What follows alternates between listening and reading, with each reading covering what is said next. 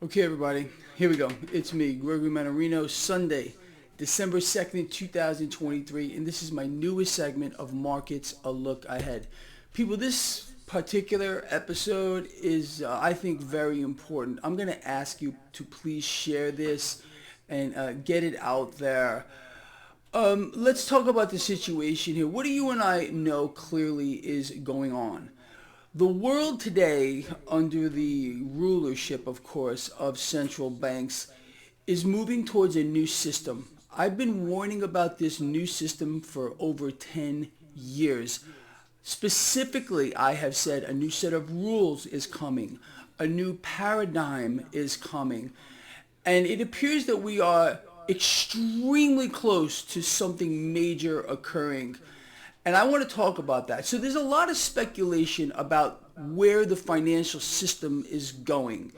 In my opinion, and I think this is pretty widespread, people who understand what's going on, and that would be you if you follow this blog, realize that the powers that be here, and again I'm referring to the central banking system, including the World Bank, the IMF, the BIS, these institutions have already told us clearly what they want. They want a cross-border way of conducting transactions without restraint of whatever may lie in that pathway. So this is what's happening here. We've heard about this, and I believe some of you out here are going to say, oh yeah, this sounds familiar, but this is where we are going, to a completely tokenized system. Now, what does this actually mean, tokenized? So what is going to happen here using blockchain technology is assets across the board, and I'm talking about real estate, stocks, mutual funds, commodities, including your own identity and everything else that's associated with you personally, is going to be reduced to a digital token or a tokenized system. Now, what's the benefit of this tokenized system? Exactly what they have already told us they're working towards. Again, don't take my word for this. Go to the Bank of International Settlements website. The BIS is the central bank of central banks. Their mission statement is to create a one world cross-border system, and this is it. I'm not saying this is the end all, but this is clearly the next phase to bring us to wherever they're going to bring us to. And there's more facets to this than meets the eye. So let's talk about that real quick. So what they're going to do, clearly, is, again, you're going to be able to convert whatever currency you have anywhere in the world, whatever your assets may be, again, to these tokens. And these tokens are going to be able to be traded across borders and everything else with any kind of restraint behind it. The scary part of this, and this is what I believe they're looking to do, it's not just about what we perceive, you and I, as tradable or convertible assets, this currency being converted into that currency. Now, if you have, for example, a token, this eliminates a lot of the nonsense that is going to be associated with having to convert one currency into another. This token is going to be easily convertible to anything virtually instantly. You understand? And again, this is not just dollars. This is going to be, everything is going to be reduced to a digital token, including all of your personal information. So what this tells me is there's something pretty diabolic going on here. If they can reduce, let's say, someone's identity and everything else associated with that person to a digital tokenized thing, human life, or what's associated to a particular person, is also going to become a tradable asset. I want you to think about that. This is where we're going. I mean, clearly, this is pretty much in our face here. So be ready for this. In my view, this is it. This is where we're going.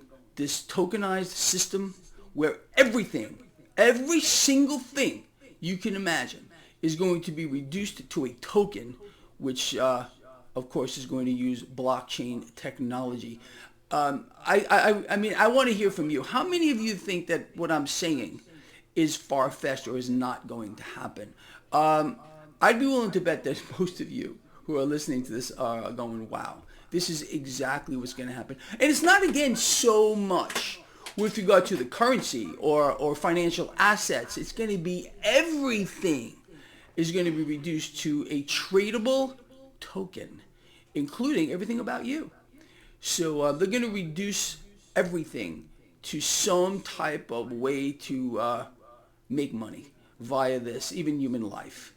And there's going to be a lot of bets against it moving forward, because I believe, and I've told you this like forever, and I've taken a lot of heat for this, but I think a lot of you are on the same page as me. They want to, again, extort as much control as they can out of us, okay? And in order to do that, not only do they need a complete consolidation of the system, which is clearly in play right now, and hold that thought, because we got to talk more about that, so just hang around a little bit here. But again, this has to do with, unfortunately, a reduction in the population of the world. I really believe this is going to occur. They're already doing it via any mechanism that they possibly can, and more is coming. A lot more is coming down the pike here. So anyway, with regard to this whole tokenized system, I want you to think about what this means. Not just, again, for your currency, which will be cross-border, easily accessible, easily tradable, but everything on these tokens here, including every single thing about you, whether you got this, whether you've whatever you do. Again, it's a system of that almost seems like science fiction in a way, but having everything about you and everything about it reduced to a token. Sounds kind of interesting, doesn't it? And again, something that's easily tradable across borders and everything else. That's where we're going. No doubt about it in my book. Now, let's move on. Let's talk about this issue of liquidity that I've covered a million times. And honestly, I think I've covered this before anybody else here. I'm not tooting my own horn here, but this is our thing, and we've called this before anybody else. So we understand that liquidity is drying up. The system is illiquid. The entire system is insolvent. It operates in a perpetual vacuum, a black hole that can never be filled. So this is an interesting little piece of news that we got. So Michael Barr, who's the Fed Vice Chair on supervision for the banks, he's urging, I want you to think about what I'm about to tell you. This thing, another thing, okay, subhuman entity in my view, is urging the financial institutions to take advantage of what's called the Federal Reserve discount window.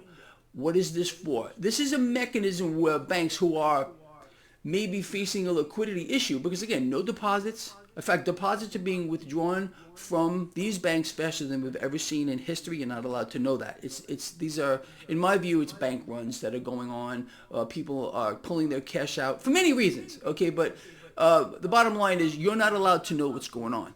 That these financial institutions are seeing withdrawals on a scale that we've never seen before. Not only are these banks dealing with issues with regard to deposits that are being pulled, no loans, no deals. They have the issue of massive exposure to bad debt, not just government debt, which these institutions have loaded up on, debt yielding nothing. In a rising rate environment, these institutions have watched their balance sheets value evaporate on the back of that, and also loan defaults, which are skyrocketing, and they have nowhere to go but worse from here. So the Federal Reserve, this thing, Michael Barr, and if that offends you that I'm calling him a thing, I don't apologize. He's urging these institutions to use or utilize the Federal Reserve's discount window to acquire funding. This is exactly what you and I have been speaking about. Again, they're going to keep propping this system up. I want you to understand something else that's going on, and I think it's pretty evident here. Okay. We've watched a phenomenon occur that I mean is literally getting no attention. That is, again, we went from a bear market in debt, the most vicious bear market in debt we've ever seen in history, to all of a sudden a raging bull market in debt. And this new raging bull market in debt, you tell me, I'm going to give you one guess as to who's buying all the debt, because you and I have spoken about this, like, I don't know for how freaking long now. Okay. This new bull market in debt is causing bond yields to drop. This is obviously the Federal Reserve buying all the debt. And that, again, opens up a window for cash to make its way into the stock market. There are a couple of things going on here that you and I called before it happened. Again, we said the Federal Reserve would more than likely buy more debt to keep the system propped up, especially during the selection cycle of the new president, who's already been chosen. You know that. That's the illusion of the market is a very powerful thing. I don't have to discuss it again. You all know that, okay? Propping up the stock market via any mechanism that they can. And that means, again, providing liquidity here by buying all the debt. And this is an illusion. This liquidity, okay, is being created out of nothing. Again, for those of you that don't know or are maybe new here, when a central bank says they're going to do something, for example, in this case, the Federal Reserve saying, hey, you know what we're going to do, everyone? We're going to keep rates at X. The federal funds rate, the overnight lending rate. Okay, they can't just say that. They have to get into the market. They have to add digits to a screen in whatever amount they have to buy, because they have to purchase the debt to keep rates suppressed. You understand? It's artificial. And that mechanism here is tricking the market into believing it's more liquid than it is. But don't listen to me. How about Michael Barr, who's saying that banks are becoming more liquid than they already are? They have to understand, the banks, again, operate in a perpetual vacuum. It's a black hole. We have a zero reserve system. This is another reason why they can't allow you to know that people are pulling the cash out of these institutions, because they fear bank runs more than anything else. Because if you and I and everybody else all of a sudden went to your institution and started pulling out cash, there'd be none to get. There'd be zero. It's an unbelievable situation. You're talking about a digital system. There only exists about $1.5 trillion of actual printed dollars on the planet. That's it. That's all. And if you don't believe me, go to the Federal Reserve's own website. They'll tell you how much currency is in circulation. Look it up for yourself. All right. The rest of it doesn't exist. It's not real. It's not on the elemental chart. You understand? We're already moving to this digital system very, very rapidly. And this new tokenized system, this is where we're going. Every single thing is going to be reduced to a token, including everything about you. Human life is going to be reduced to a token, which is a tradable asset. Cross-border, exactly as we have been told. Okay, we didn't even have to foretell this ourselves. Okay, this mission here of the IMF, of the BIS, the Central Bank of Central Banks, and central banks themselves, although they can deny it all they want to, has been to create a one world system. No more simple way to reduce it to a tokenized system. You understand? I think you do. I think you do. Anyway, going back to this market, people, it's an incredible thing. This mechanism of suppressed rates, weaker dollar, has been pushing a lot of cash into the stock market. It's not going to stop until it does. You and I don't have to guess. You and I have several tools that we can utilize to know where this is going to go. Number one tool, the MMRI, Mannarino Market Risk Indicator. People, this is 100% free to anyone on the planet that's smart enough to use it. It's a real-time market risk indicator. Link in the description of this video. Please click on that. Check it out if you're new. I expect this is going to fall, with some, of course, wavering here. We're going to see this drop as the 10-year yield becomes more suppressed, 10-year yield being the benchmark, the dollar on a relative strength basis, or the Dixie, also weaker. This is going to push cash into the stock market. This is going to create opportunity for you and I with regard to commodities. Period. Okay, and if we also understand that the system is going to be inflated much greater than it is now as central banks buy it all, what do you want to do here? Okay, it's pretty obvious. You want to bet against the debt. Become your own central bank. You want to be holding hard assets. Forget about digitalized tokens, okay? Because this is what they're going to sell you. Understand, I want you to be ready for this. Everything is going to be reduced to a token. And that token is going to be utilized as a cross-border worldwide system where every single thing, everything, including human life, is going to become a tradable asset. That should scare you a little bit. That should really scare you. All right, people, look, this video is getting kind of long. I could go on and on. I actually had some other stuff I want to talk to you about, but I'll save that for tomorrow.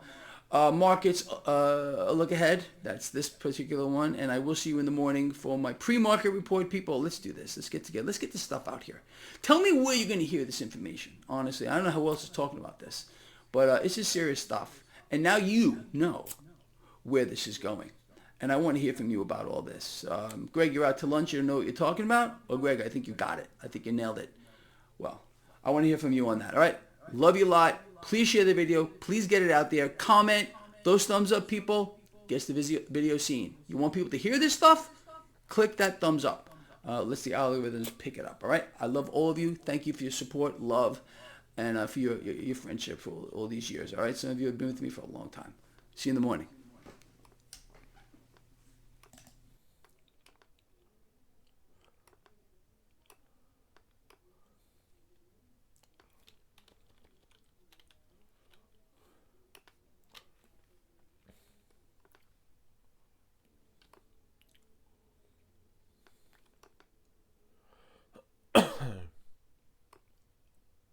Alright, Graham Hancock time, baby.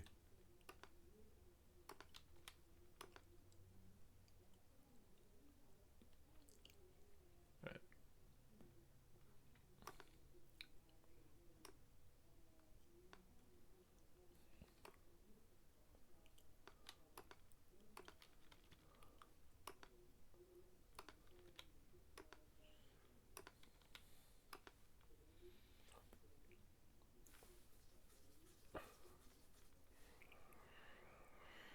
Oh my god.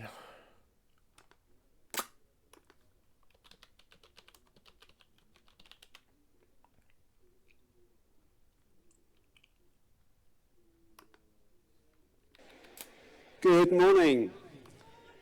Good morning. I'm Richard. I'm co-director of Alternatives. I'd like to warmly welcome you to this seminar with Graham Hancock and to Logan Hall. This is a beautiful venue. You know it very well. We've hosted many speakers here over the years. We've only once before sold out Logan Hall, and that was in 2019 when we last hosted Graham Hancock here. So it is sold out today, so thank you for your great enthusiasm in being here. So it's always a huge pleasure to be hosting Graham Hancock. We've been hosting him for 20 years at Alternatives. I'm sure he has many books I'm sure you've read, and now Ancient Here, we're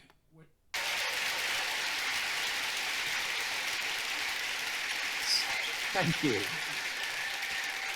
So I want to thank you for that from the bottom of my heart.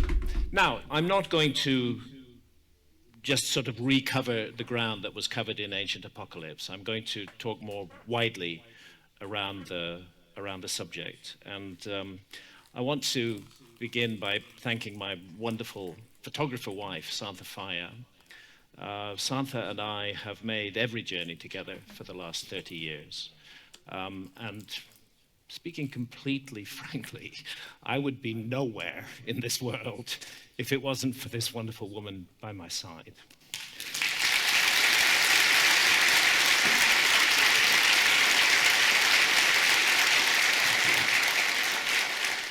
Santha's a brilliant photographer, and she took the vast majority of the photographs that I'm going to show here. Where it's not the case, we've credited the other photographer who was involved, but where there's no credit, it's Santha's picture. So here were some sensational headlines from 2015. Were Aborigines the first Americans? Native tribes in the Amazon found to be more closely related to indigenous Australians. And it speaks of a genetic study that reveals Amazonian tribes. 3 of them share more DNA with Australian Aborigines than any other present-day population. And the study suggests that Aboriginal ancestors may have colonized South America. It challenges theories of how Native Americans first arrived in the Americas. Well, of course, this is the Daily Mail, so we can expect sensational headlines.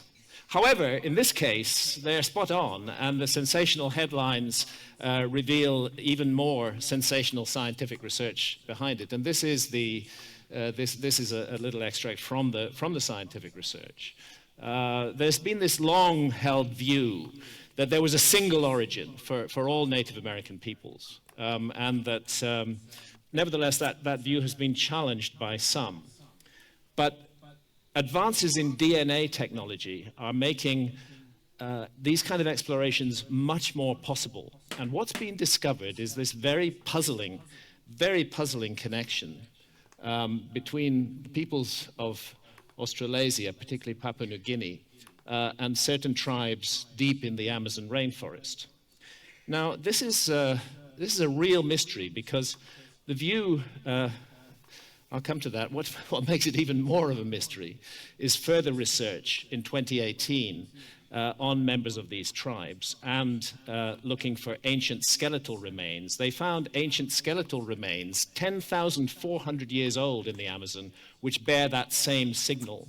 And this tells us that this Aboriginal connection reached South America very, very long ago, and researchers are agreed that it must have reached South America in the late Pleistocene, which is near the end of the last ice age. It's a very important study because it establishes that there's no recent connection here. This is a very ancient connection in South America.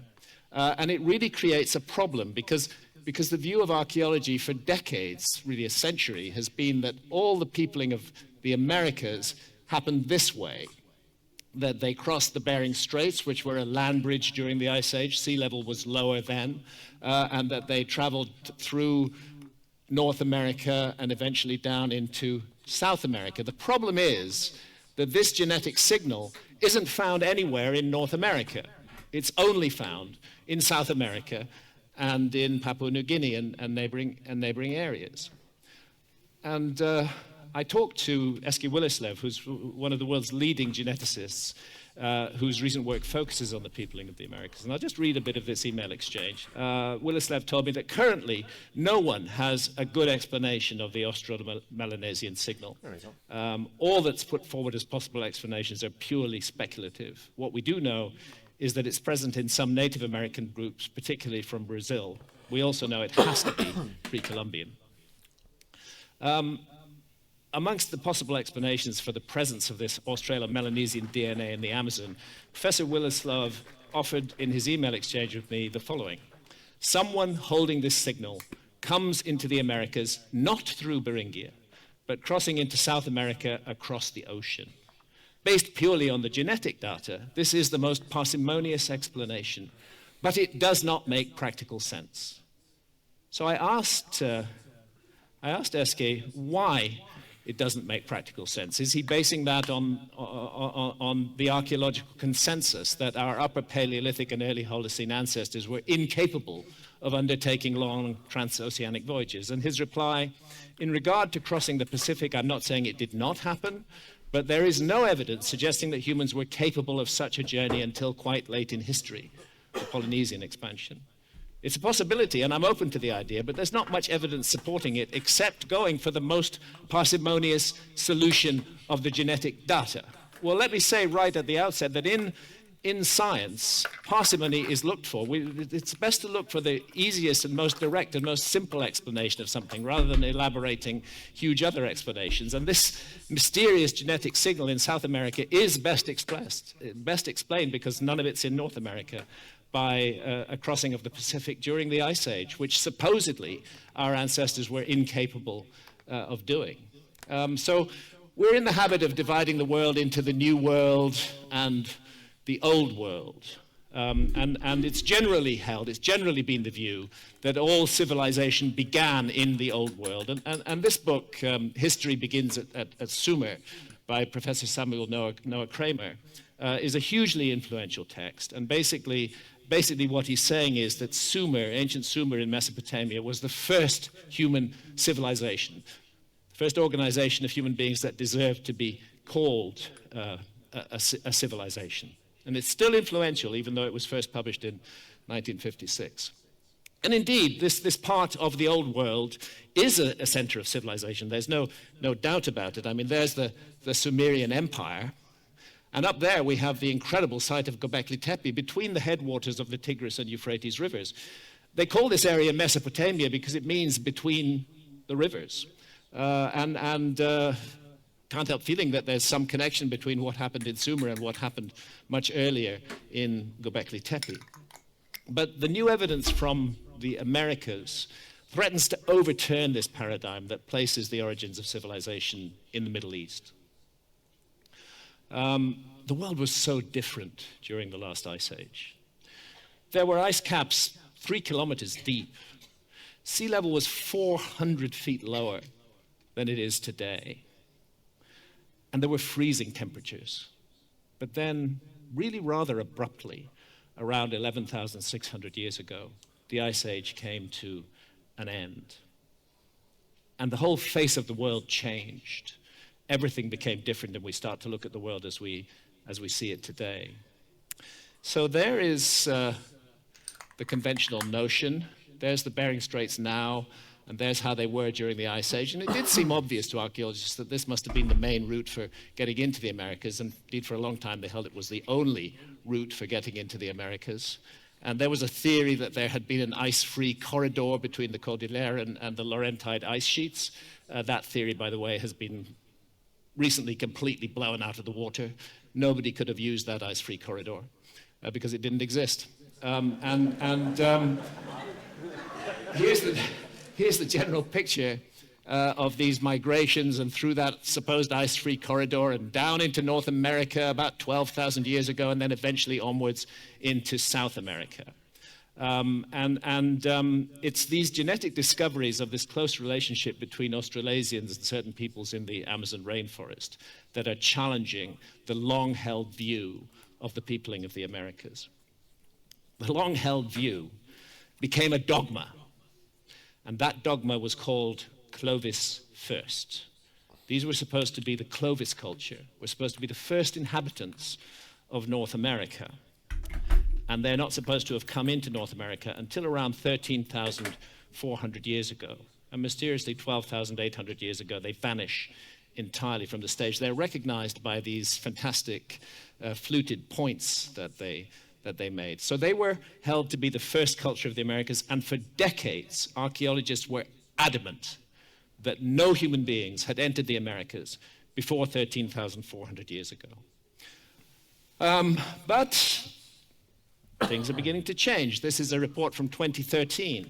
Not so long ago, there was a seemingly incontrovertible answer to the question of how and when the first settlers made it to the Americas. Some 13,000 years ago, a group of people from Asia walked across a land bridge that connected Siberia to Alaska and headed south. And these people were known to us as the Clovis. By the way, why do we call them the Clovis culture? They didn't call themselves that. We have no idea what they called themselves that. I'll tell you why. Because there's a site called Blackwater Draw down in New Mexico. And in that site were found many of those Clovis points by archaeologists. But the problem was there was no beer available right there at the site. But where there was beer available was in the town of Clovis, New Mexico, about 10 miles away. So they called it the Clovis culture. Yeah. For decades, this was the received wisdom. So compelling was the Clovis first model that few archaeologists even contemplated an alternative. Some, with the temerity to do so, complained of a Clovis police intent on suppressing dissent. And believe me, the Clovis police was a real thing. It wrecked the lives of quite a number of archaeologists who took a dissenting view and held that it was absurd to suggest that the Americas had only been populated 13,000 years ago. Of course, they'd been populated earlier. And Jacques Cinq-Mars, who conducted excavations at Bluefish Caves in the Yukon, found evidence of the presence of humans in the Americas more than 20,000 years ago. That was heresy to the Clovis police. They descended upon him.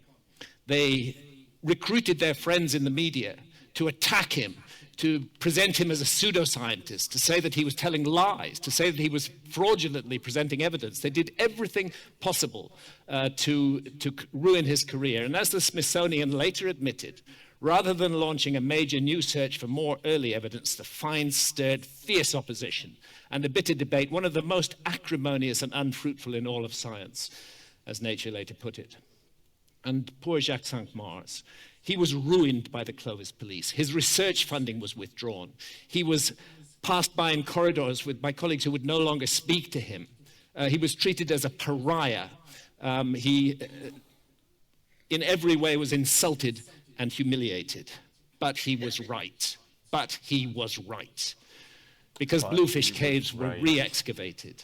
And we now know that people were butchering horses and other animals in Bluefish Caves 24,000 years ago. Jacques Cinq-Mars was totally correct, and this more recent research completely vindicates him, but too late to save him from the destruction of his career that fellow archaeologists inflicted upon him. As the Smithsonian admitted in 2017, the study does raise serious questions about the effect of the bitter, decades-long debate over the peopling of the New World. Did archaeologists in the mainstream marginalize dissenting voices on this key issue? And if so, what was the impact on North American archaeology? Did the intense criticism of pre-Clovis sites produce a chilling effect, stifling new ideas and hobbling the search for early sites? The scientific atmosphere, records Tom Dillehay, was clearly toxic and clearly impeded science. So that's March the 8th, 2017. Now, these days, if you talk to archaeologists about Clovis not being first anymore, they'll say, oh, we knew that all along. We've been saying that since the 1990s. Rubbish, rubbish. A few archaeologists have been saying it, but the majority were ganging up on them with the forces of the Clovis police. So we're told here in 2007 that Clovis was debunked by National Geographic. The Clovis people, known for their distinctive pierheads, were not the first humans to set foot in the Americas after all. That's 2007. 2012, once again, Clovis is debunked. The Clovis theory is put to rest at Paisley Caves. And then Wikipedia, admitting now recently, by the way, I regard Wikipedia as a profound source of disinformation. I know from looking at Wikipedia entries from a subject that I know about that they're not telling the whole truth. They're presenting an agenda. And I suggest that's probably true for everything that's on Wikipedia. It's the first stop that we all go to get information, but it's not a reliable source. It's a source of disinformation. It's useful, but check everything they say very, very, very carefully.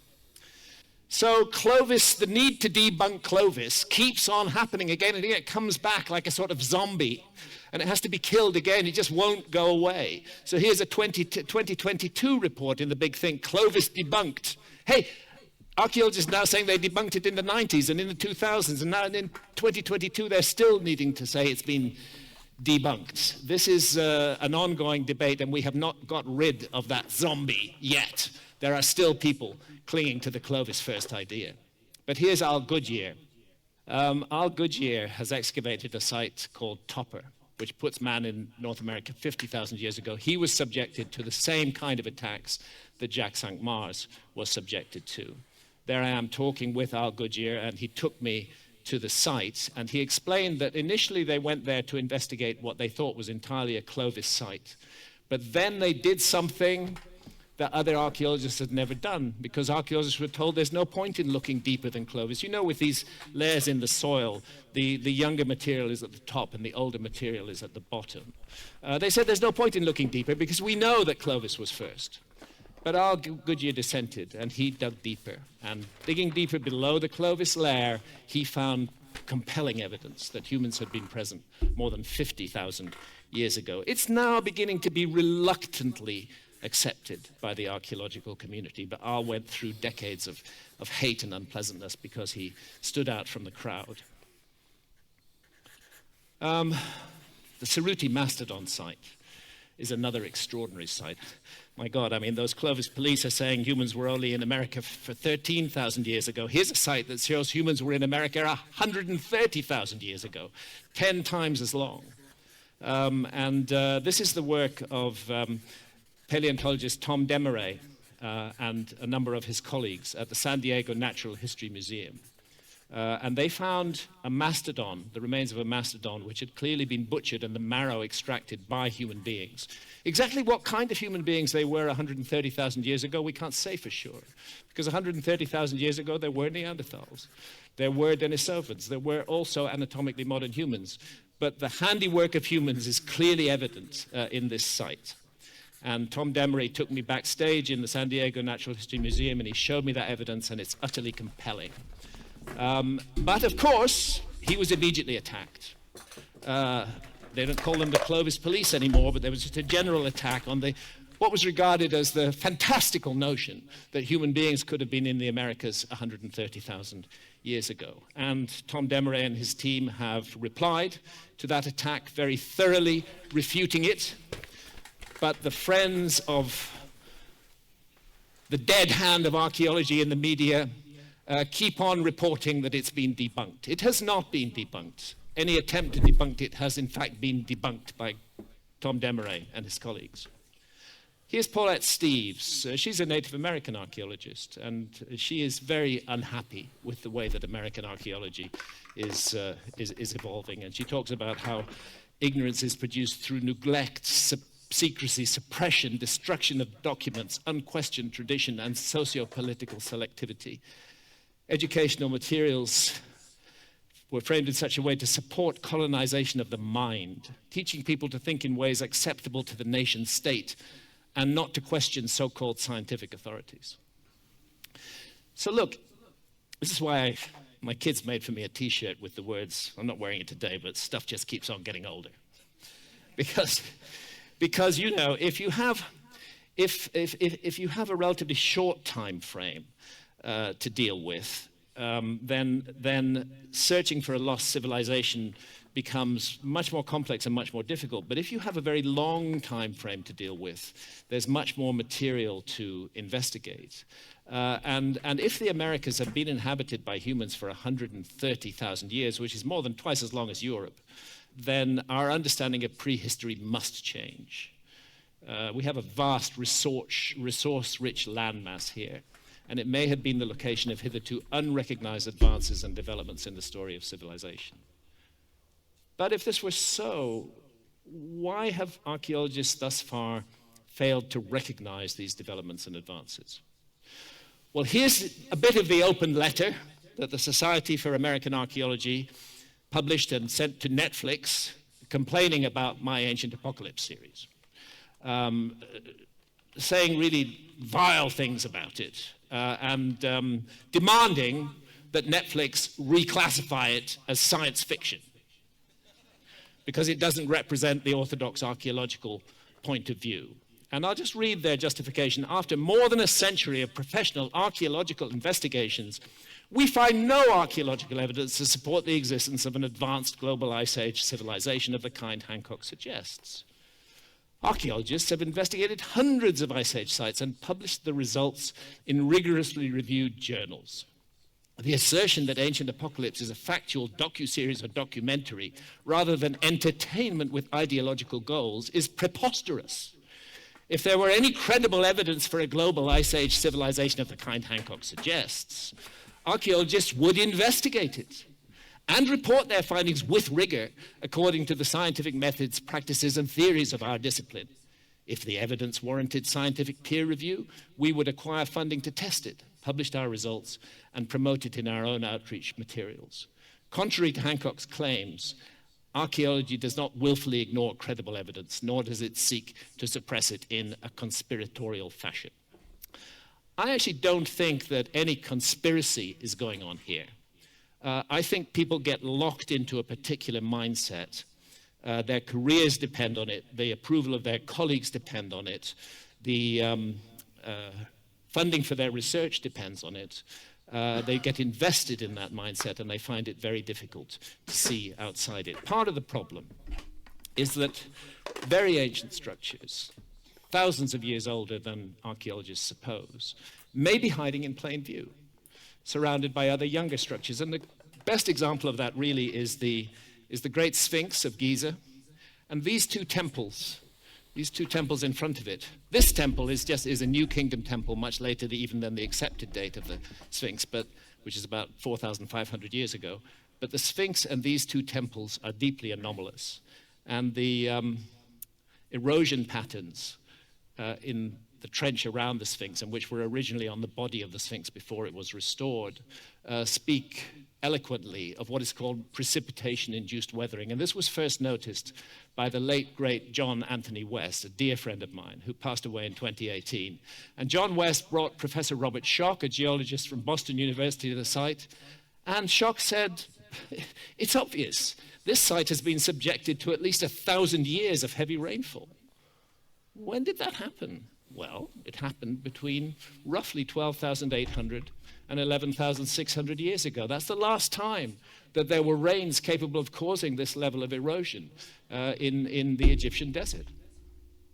See those deep vertical fissures running down there? That's the rainwater pouring off the side of the escarpment and selectively hollowing out the weaker areas of rock. For most of the 20th century, it was the consensus of archaeologists that megalithic architecture was beyond the capacities of hunter-gatherers and required the presence of long-term settled agricultural communities to evolve. And it seemed to reinforce this view that no megalithic architecture had been found anywhere in the world that was more than 6,000 years old. In fact, that was one of the main arguments that the archaeological police used to try to dismiss John West and Robert Schoch. They said, show us another culture that's 12,000 years old anywhere in the world, and we might listen to you. But we know that there is no culture capable of creating anything like the Sphinx until 4,500 years ago. Therefore, of course, the Sphinx is 4,500 years ago. But of course, that changed completely with Göbekli Tepe, which is a deliberately buried site, deliberately buried 11,600 years ago, a very, very ancient site. Sorry, it began 11,600 years ago. It was deliberately buried about 1,000 years later, and thus sealed, and thus an intact archaeological scene.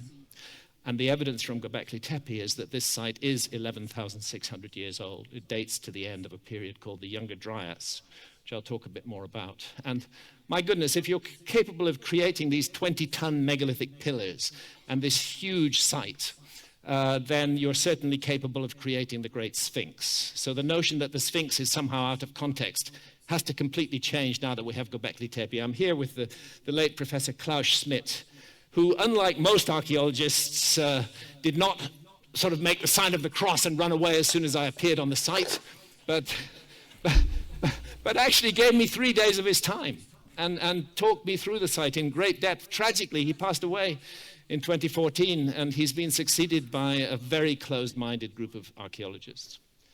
What he's telling me, why he's pointing at the ground, is that there's hundreds of pillars as yet unexcavated, still deeply buried under the ground, huge enclosures under the ground that they haven't excavated yet. The story of Göbekli Tepe is just beginning. And neighboring Karahan Tepe, back in 2014, when Santa and I first went there, all you could see at Karahan Tepe was a few interesting-looking bits of stone sticking out of the ground. But now Karahan Tepe has been excavated, and this is how it looks today. An extraordinary megalithic site of the same age as Göbekli Tepe, around about 11,000, 11,600 years ago.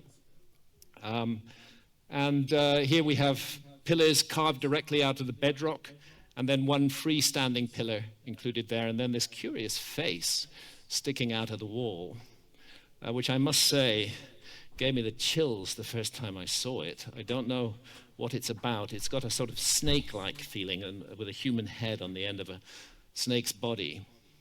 So there is reason to conclude that the Sphinx does not stand alone, that there are now recognized archaeological sites which involve huge amounts of workmanship that are as old as the Sphinx. And I wonder if some other sites have been misinterpreted, if sites are multi-layered, that many different cultures have been involved in them, and archaeology is perhaps making the mistake of just dating them to the most recent culture that was present. This is Baalbek in the Lebanon, and undoubtedly a Roman temple here. Temple of Jupiter that I'm sitting in, and behind it the Temple of Bacchus, dedicated to wine. Those Romans knew how to have fun. A Roman site for sure, but what about this bizarre enclosure wall that surrounds it, which is totally separate from the Temple of Jupiter? What's this about? This is called the trilithon. Each of these 3 blocks weighs 900 tons. 900 tons. And it's extraordinary the way they're built into a wall and raised 30 feet above the ground like this, a wall the provenance for which has not been established by archaeology. Just another look, and I'm in the picture for scale at the trilithon. So nearby is the quarry. And the quarry contains a number of very large blocks that were never transported from the quarry site.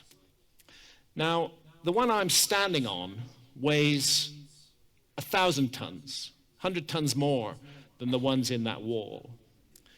And that one over there, on the other side of the road, unfortunately used now as a rubbish tip, weighs 1,200 tons. And the one here that I'm standing on here, which is only recently excavated, turns out to weigh 1,400 tons. Why only recently excavated? Because the whole site was covered in sedimentation. What archaeologists say, and it still amuses me, of course the Romans did everything. They found they could move 900-ton blocks, but 1,000 tons was too much for them. So they couldn't move them. So they just left them in the quarry. In my view, that's a very un-Roman thing to do. The Romans were very practical people. Okay, let's say they couldn't move 1,000 tons, but having gone to all the work of creating huge megaliths like this, they wouldn't have wasted them. They'd have sliced them up like loaves of bread and used the already shaped blocks in other constructions.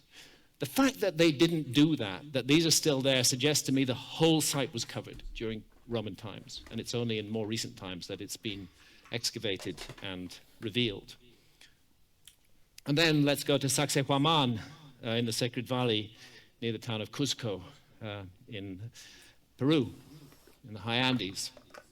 Incredible megaliths there, which archaeology gives entirely to the Incas, even though the Incas themselves recognized and honored the work of predecessors. Archaeology gives this work entirely to the Incas. I mean, that's me, for scale, standing beside that block. And look at these weird sort of holes in the block, and the way the blocks are almost fitted, melted together in a very strange manner. It's very different from what is definitely Inca architecture. I'll just show a few more shots. These sort of scallops in the side of the block, these holes, it almost looks like the stone was soft and that people were pressing something into it. Maybe it raises the question, was there a way of manipulating and even melting stone, putting it in place? The work is very fine. I mean, you can't get a razor blade between the joints in the blocks. It's just incredibly fine megalithic work. And I was privileged to I've had several visits to the Andes with Jesus Gamarra, who himself is a descendant of the Incas, and who is a local researcher following in the footsteps of his father, who also was intensely interested in the megaliths. And he and his father are both confident, absolutely confident, that the Incas simply were latecomers, and that they rebuilt, they built on top of, they modified, they honored by overbuilding the much older structures that are the megalithic structures. And here we are at Pisac, and Jesus is showing me different aspects of the site, and at Sacsayhuaman, and explaining his view that actually there's evidence for 3 cultures there, the Incas being the last, and that there were 2 earlier cultures. And he believes that the megalithic work is entirely the work of these earlier cultures and has been wrongly handed to his ancestors, the Incas. And weirdly, up there near Cuzco, we have this curious stonework, and we also have it at Alacahoyuk in Turkey. Exactly the same kind of thing. Is this a coincidence, or is there something going on behind the scenes of history that we've not been fully informed about yet? And oddly, these patterns, these T-shaped pillars that we see at Göbekli Tepe are repeated at the Temple of Edfu in Upper Egypt and also in Peru. Let's go to Tiwanaku, even higher in the Andes. We're now 14,000 feet above sea level. And this 300-ton block, God knows how anybody got it up there at 14,000 feet above sea. I can even breathe at 14,000 feet above sea level. It takes me days to get acclimatized. There's this massive megalithic site in Tiwanaku. And some curiosities. There's these H-shaped blocks. We recognize them as an H because H is a letter in our alphabet. That's, of course, not what they meant to the ancients, but it's the shape I want to draw attention to. Because that same shape appears at Göbekli Tepe. It appears on the belts of some of the figures. Now, I'm not saying that people from Göbekli Tepe brought that idea to the Americas. I suspect it more likely the other way around, actually. But what I'm saying is that there appears to be an iconographic connection between the two sites, which is not explained by current theories of archaeology. Tiwanaku is a very controversial site, and archaeologists would like it not to be much more than 2,000 years old. But there's curious astronomical alignments at Tiwanaku, which make it clear that the site was aligned to the summer solstice in 10,500 BC, 12,500 years ago. And this is because the rising point of the sun on the solstice changes as a result of shifts in the obliquity of the Earth's axis over a 41,000-year cycle. Tiwanaku makes much more sense as 12,500 years old from an astronomical point of view than it does as 2,000 years old. Some other figures here. The ones on the right, starting here, are all from Tiwanaku. But over here we have the god Osiris from Egypt, a bearded figure, remembered by the ancient Egyptians as a bringer of the gifts of civilization, not only in Egypt, but in many other lands as well. And down here we have the earliest surviving representation of the feathered serpent, Quetzalcoatl, in Mexico, from the Olmec culture. And again, Quetzalcoatl is remembered in traditions from Central America as a bringer of civilization and as a teacher of civilization. So let's move over now to Tiwanaku. There's this pillar in the so-called semi-subterranean chamber, and on the front of the pillar is this face, which is the face of a deity venerated in the Andes for millennia. And the name of that deity is Viracocha. Notice the heavy beard on the figure here and here. There's a serpent on the side of the pillar, and up here you can't see it clearly as a curious animal. We've highlighted it here, this curious creature. And what it looks like is an extinct example of South American megafauna. It looks a lot like Toxodon, which went extinct at the end of the Ice Age. What's it doing on this pillar if the site is only 2,000 years old? Then there's another problem. Okay, I suggest strongly that evidence from much earlier megalithic construction is hiding in plain view and has been misdated by archaeology. But there's a far greater problem that's posed by the huge areas of the Earth where only minimal archaeological investigations have ever been carried out. Well, the Sahara Desert, for example. Yes, there's been some archaeology in the Sahara Desert, but not very much. I get it. It's a very expensive place to work. It's a very tough place to work. And besides, archaeology has the view that there's not much to find there. There has been some archaeology done, but very, very little, minimal.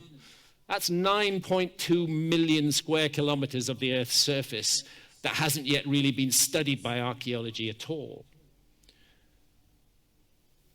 It's around about the size of the Republic of China. It's like talking about the world and excluding China completely from the story. We can't say we've got the past completely nailed down when we haven't thoroughly investigated the Sahara Desert, because the Sahara Desert was green during the Ice Age. It wasn't how it looks today. It was a fertile area for many periods during the Ice Age. And oddly enough, there are ancient maps copied from even older source maps which show river channels in the Sahara and lakes. And weirdly, recent surveys have demonstrated that there was a river channel exactly where indicated on that mysterious ancient map. Here's Antarctica as it looks today. Well, this map was drawn in 1813. It's the Pinkerton World Map. And it's based on the latest science available in 1813. It's a really good map where it comes to South America and South Africa and Australia. But as you will observe, something's missing from the picture. Antarctica isn't there. Why isn't Antarctica there? Because it's an honest map. They hadn't discovered it in 1813. They didn't discover it until 1820. So it's very odd, in my view, that Antarctica appears on much older source maps, which themselves are based on even older source maps. It's interesting, this little legend down here, I've had it translated.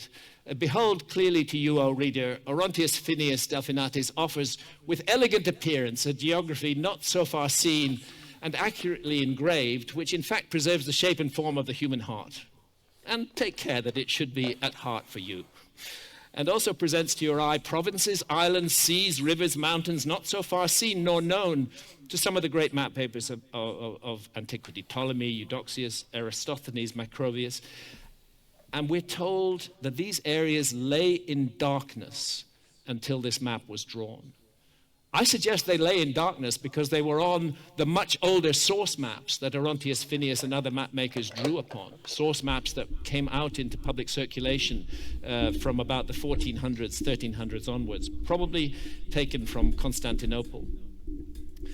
And then what about the area of the world that was covered by rising sea levels at the end of the Ice Age? This is another area where very little archaeology has been done. We are talking about 27 million square kilometers. That's roughly equivalent in size to China, the US, and Europe, all added together, that were above water during the Ice Age and that were submerged at the end of the Ice Age. Again, I'll come to those ancient maps. On the left, we have Southeast Asia in 1507, and as it looks today. And on the right, we have an inundation map showing Southeast Asia and Australia as they looked 21,300 years ago when sea level was 400 feet lower than they are today. As you can see, what today is an archipelago of islands and the Malaysian peninsula was a huge subcontinent-sized landmass.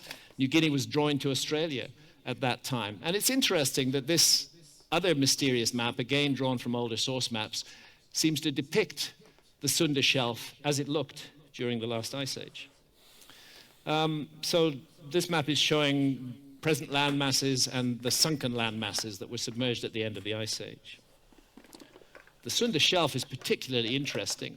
We now know that it was highly fertile, highly attractive land during the Ice Age. See, you didn't really want to spend a lot of time in the far northern hemisphere during the Ice Age. You wanted to get down near the equator. That was the best, warmest land on Earth. And this would have been a fantastic place for people to settle and for civilizations to evolve. And that's why I'm so interested, and we depicted it in Ancient Apocalypse, this work by geologist Danny Hillman Natwajaja at Gunung Padang on the island of Java.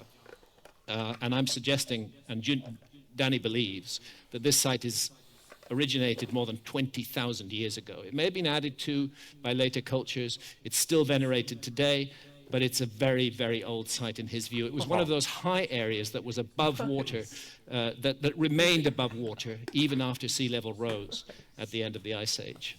It's on the island of Java, but that island of Java was connected to Sumatra and Borneo and the Malaysian peninsula when the Sunda Shelf was above water. So, Sahara Desert, 9 million square kilometers, 27 million square kilometers submerged at the end of the Ice Age, the best real estate on Earth. Is marine archaeology being done? Yes, it is. Marine archaeology is being done. It does exist. It's very expensive, and not a lot of it is done. But when I saw this headline, I thought, I've got somebody on my side. Archaeologist explains why we need to look underwater to understand the past. But then the explanation is so disappointing, because what he's looking for is shipwrecks from the 16 and 1700s. And that's primarily what all marine archaeology is about. It's changing now. It's changing slowly. We know about Doggerland as a result, and archaeologists are beginning to look Doggerland. at it. But my point is that the vast area that was submerged during the end of the Ice Age has never been studied by archaeology at all. And they're not in a position to say that they know that there's no possibility of a lost civilization during the Ice Age, while they haven't investigated those 27 million square kilometers that are now underwater, when they haven't investigated the Sahara Desert. Well, Santa and I decided to do some investigation of our own underwater. And actually, we spent the best part of 10 years scuba diving all over the world, following up tales and traditions from local divers and fishermen, looking for structures underwater. And here at Ponape, the well-known site of Nan Madol, we followed up the advice of local divers, and we went underwater. I don't And we find understand that the Discord site at all. I don't know how to doesn't share this just with you, stop man. there. It continues underwater, and at first it continues with the same kind of construction that you see above water. But as you go deeper, as you get down to about 27 meters underwater, you start seeing structures that are completely different, these huge pillars underwater. And a fallen pillar here, which is very interesting because it so closely resembles the pillars of Tinian in nearby area of the Pacific. Micronesia, and this is Tinian, and I'm suggesting again that that pillar underwater suggests to us that Tinian megaliths may be much older than we're told. That's my fins disappearing through a tunnel underwater in Japan. Santa and I did more than 200 dives around this site. It's called Yonaguni. And I'm going to show you why I believe archaeologists are wrong. Archaeologists who've never dived there, who wouldn't even contemplate diving there. Diving at Yonaguni is really dangerous. There's a massive current there. You get swept away. If you try and stop and examine the structure, you end up fighting the sea. And believe me, you don't want to fight the sea. When the sea sends a current your way, the best thing you can do is just go with it, adrift, and that's great fun. But you try to hang on to a structure, and the sea's going to beat you up badly. Well, that's the edges of that tunnel. And as you can see, it's a megalithic tunnel with one block piled on top of the other. And then at the end of the tunnel, we see this. 2 blocks positioned side by side. And that's me just diving down beside those blocks to show their nature and their scale. They're enormous. And archaeologists say, oh, no problem. They must have fallen from some cliff overhead. The only problem is there is no cliff overhead, and never has been. So those 2 blocks, this is them in context. There they are. That tunnel that I went through is down here. There's the 2 blocks, and then there's this massive, completely natural stone outcropping. I'm not disputing that it's natural, but as we continue to explore that outcropping, what do we find? We find a flat terrace, and we find steps on the terrace. And in my mind, this speaks strongly of human workmanship. Japan is a megalithic culture. Many of the megaliths in Japan have never really been properly studied. This one is called Masado no Iwafuna, the upside-down boat stone in the Asuka area of Japan. It's interesting that if you go around to the other side of that huge megalith, you'll see how it was created. They cut out these grooves in it, creating these outcroppings, which if they'd finished the work would have been smoothed off and left to look like the rest of the structure. Oddly enough, exactly the same stone cutting technique is found underwater at Yonaguni. And since it's nearly 30 meters underwater, it's been underwater for more than 12,000 years. Above water in Japan, you do have megalithic stone circles. The one at the top left is from Hokkaido.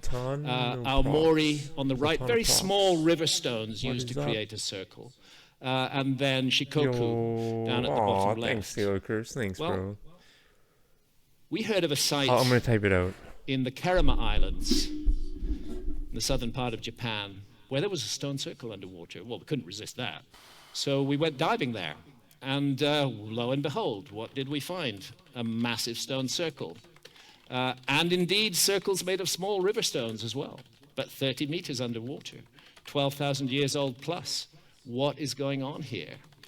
Well, that's me with a video camera up there and a diver down there beside the central upright for scale. These megaliths, like the pillars at Karahan Tepe, are carved out of bedrock.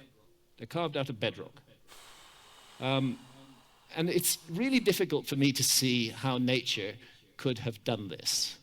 I mean, there I am on top of the central upright. Look at the way the outer curve of the central upright matches the inner curve of one of the outer uprights. Here we are now in Taiwan. From that island of Yonaguni, Taiwan is actually visible on a clear day.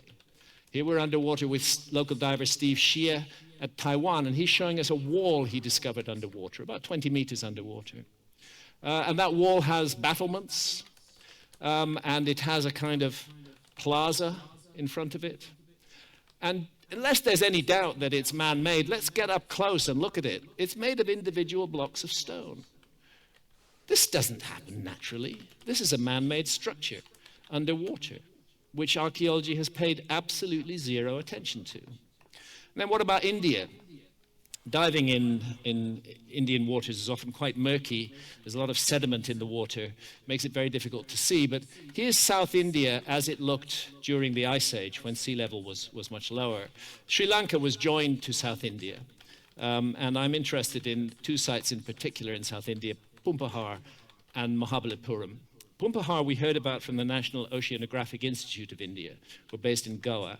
And they kindly actually took us diving at Pumpahar and showed us what they are confident is a man-made structure. They describe it as a U-shaped structure at 29 meters underwater. And I apologize for the visibility, but that's what you dive in there. Fishermen get their nets caught on it. It causes trouble to fishermen all the time. In fact, they would like it removed. And there are individual blocks surrounding it. Further north at Mahabalipuram, was Santha and I who investigated this area first. Santha speaks the Tamil language as her first language. And so we were able to communicate easily and fluently with local fishermen. And we asked them at Mahabalipuram, is there anything underwater that you guys know about? And they said, yeah, there's a whole city out there.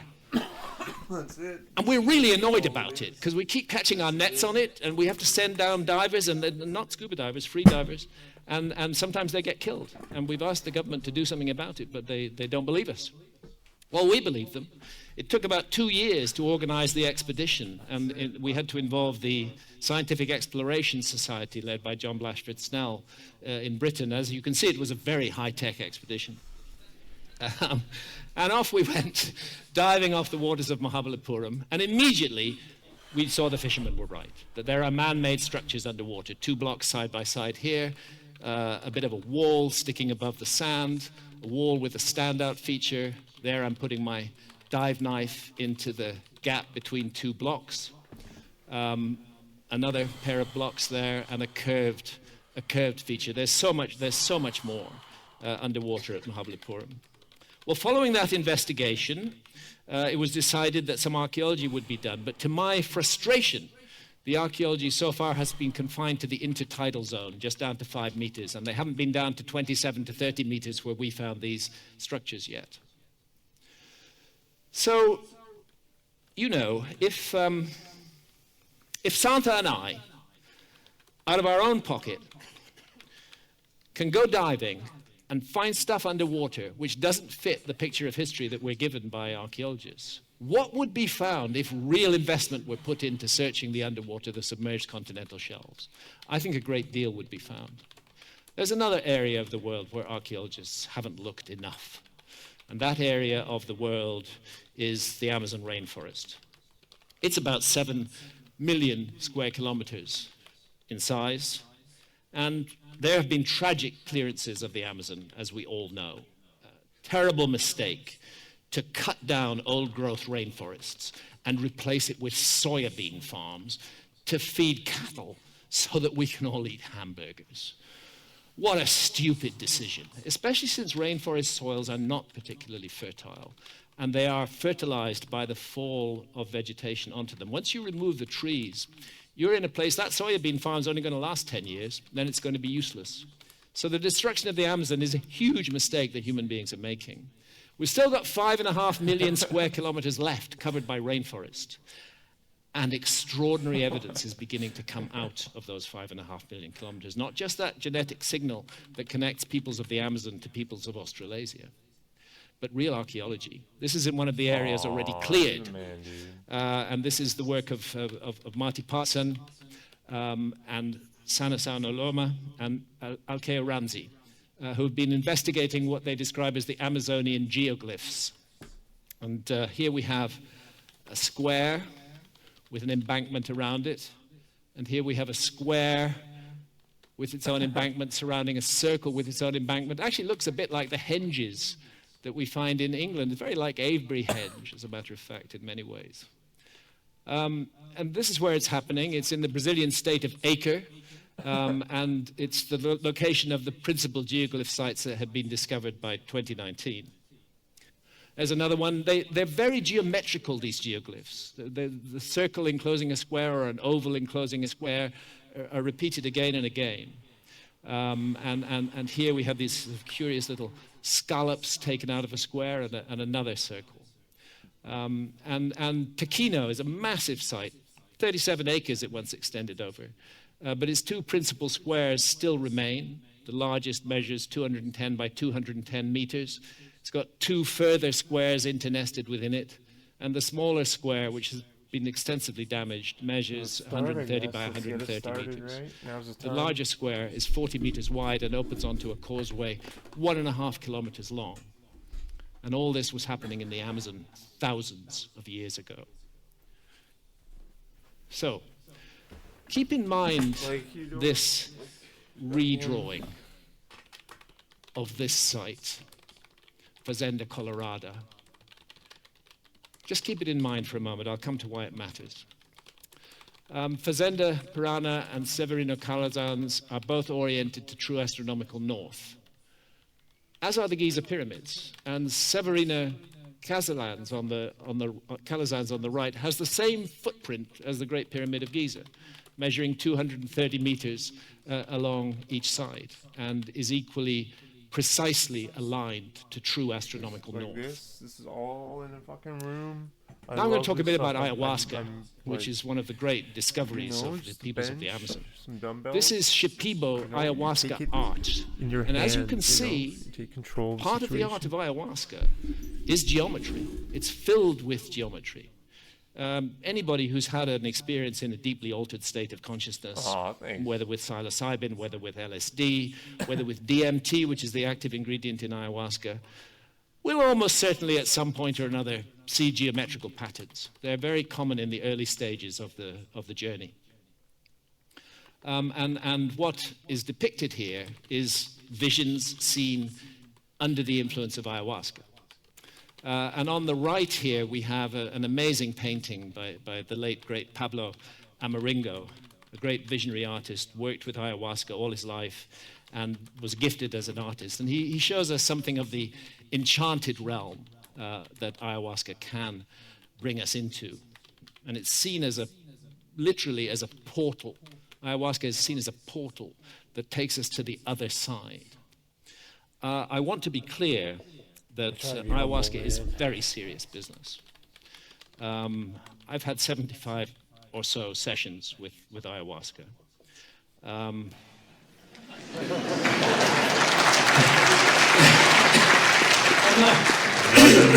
Druggies, you old druggies. I want to dispel the myth at the moment that any hallucinogens are addictive. They are not. There are no addictive hallucinogens. Unfortunately, medical science is beginning to catch up with the fantastic potential, therapeutic potential of these ancient medicines. But ayahuasca is very serious business. It's going to make you confront truths about yourself that you might prefer not to know. And you're going to go through a bit of a physical ordeal. You're going to vomit. You're going to have diarrhea. I mean, nobody's rushing to do that. You know, and actually just looking at the brew there just does make me feel a little bit sick. So you have to brace yourself for an ayahuasca experience. And another of Pablo's visions, we'll notice that there are creatures called therianthropes in this vision. Those are the body of an animal and the head of a human being, or it can be the other way around. It's from the Greek therion, which means wild beast, and anthropos, which means human. Again, these are very commonly reported, and I've seen them myself many times, in visions in altered states of consciousness. Entities are encountered, and often they take animal form or mixed animal and human form. And here the Tucano of the Amazon are particularly, their culture is particularly closely connected to ayahuasca. And here we see a Tucano shaman guiding his son through an ayahuasca experience, helping him navigate the infinite terrain of the other side. And in the other photographs, we see Tucano ayahuasca art, which again is reflecting the geometry seen in ayahuasca visions. I'm going to read this. This is from Gerardo Rachel Dolmatov, one of the great experts on Tucano.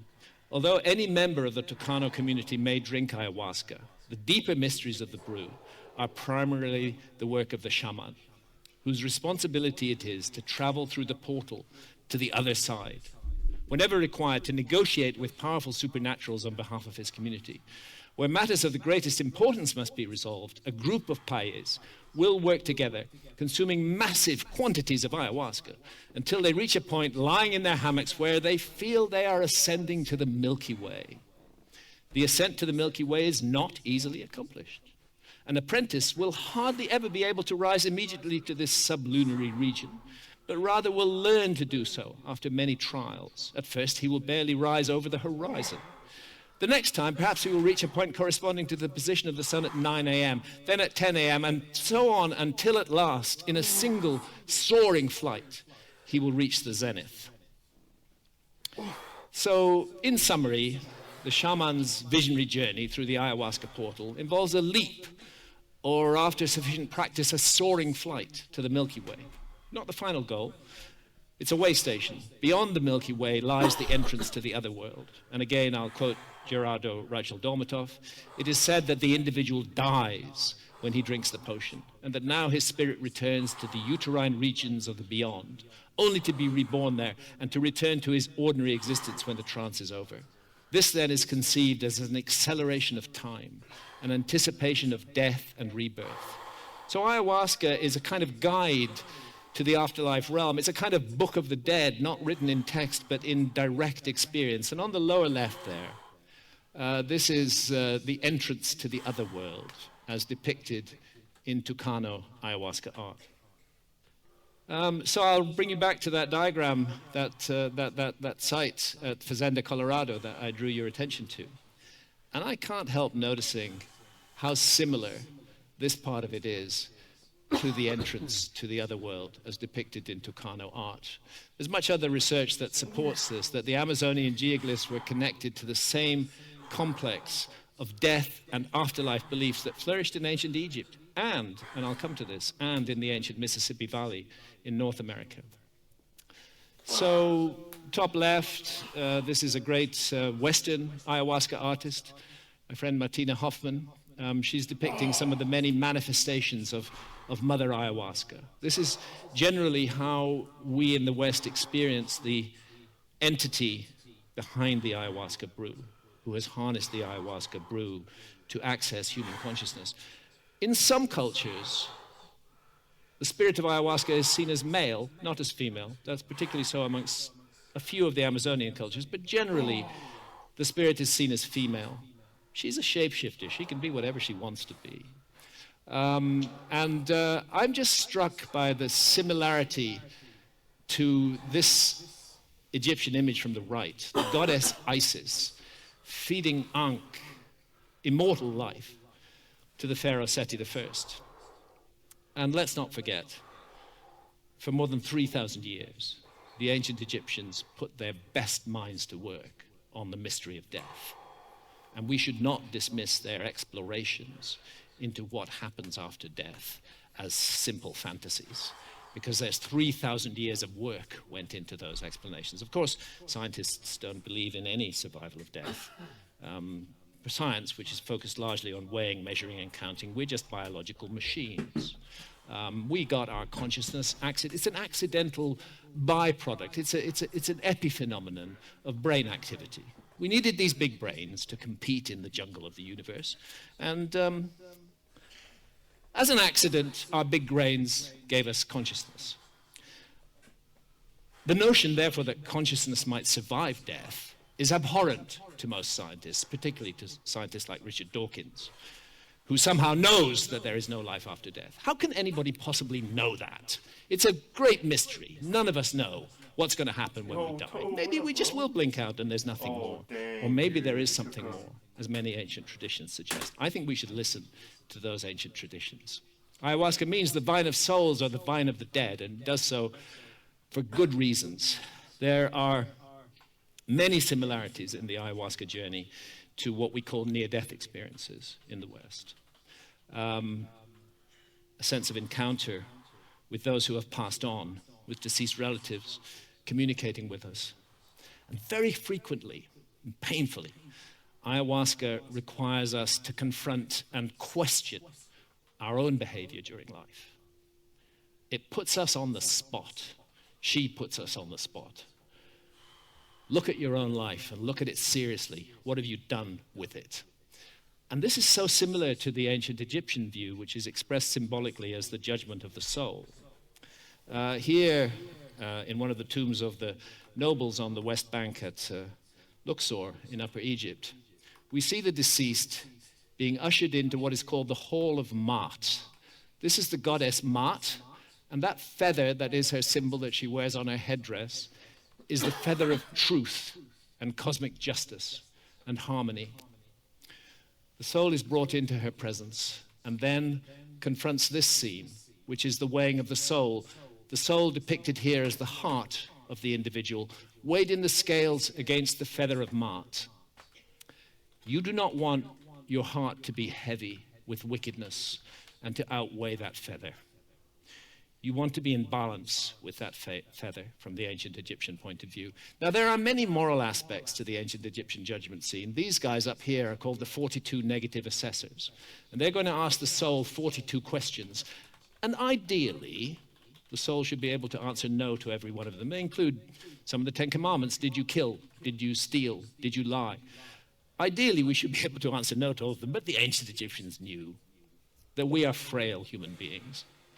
We will constantly make mistakes. We will constantly backslide during life. The point is, do we use this opportunity of life to make ourselves better people? Or do we waste that opportunity of life? So there's the scales, and there's the feather, and there's the heart. And over here on the right is the god Thoth, the god of wisdom, supposed inventor of writing, who's writing down the judgment on a palette. Over here is Amit, the eater of the dead, those who have lived wicked, selfish, cruel, vicious lives. Their journey will not continue. They will face annihilation in the Hall of Maat. And sitting at the head of the hall is the god Osiris. I love this image that Santa photographed in the tombs of the nobles. The objective of the whole journey is that at the end of it, you should be able to look your own soul in the face and say, yes, I made mistakes. Yes, I committed errors. But I tried to put them right. And by and large, I did good. And there's another more fundamental question than any of the moral questions. And that question, it seems to me, is, did you get it? Did you get what we gave you the gift of life for, what the universe gave you the gift of life for?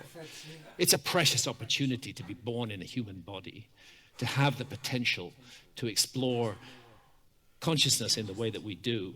Did you get it, that you were given a privilege to be here? Or did you waste your time on frivolous pursuits and on production and consumption and on your ego and on accumulating material possessions? The ancient Egyptian pyramid texts are the oldest recension of what we know of as the Book of the Dead. These are carved on the walls of the 5th dynasty pyramid of Unas. That is the name of Unas there. That's his cartouche. And over there, this circle surrounding a star depicts the Duat. That was the name for the ancient Egyptian afterlife realm through which our soul would journey after death and be tested on the life that we've lived.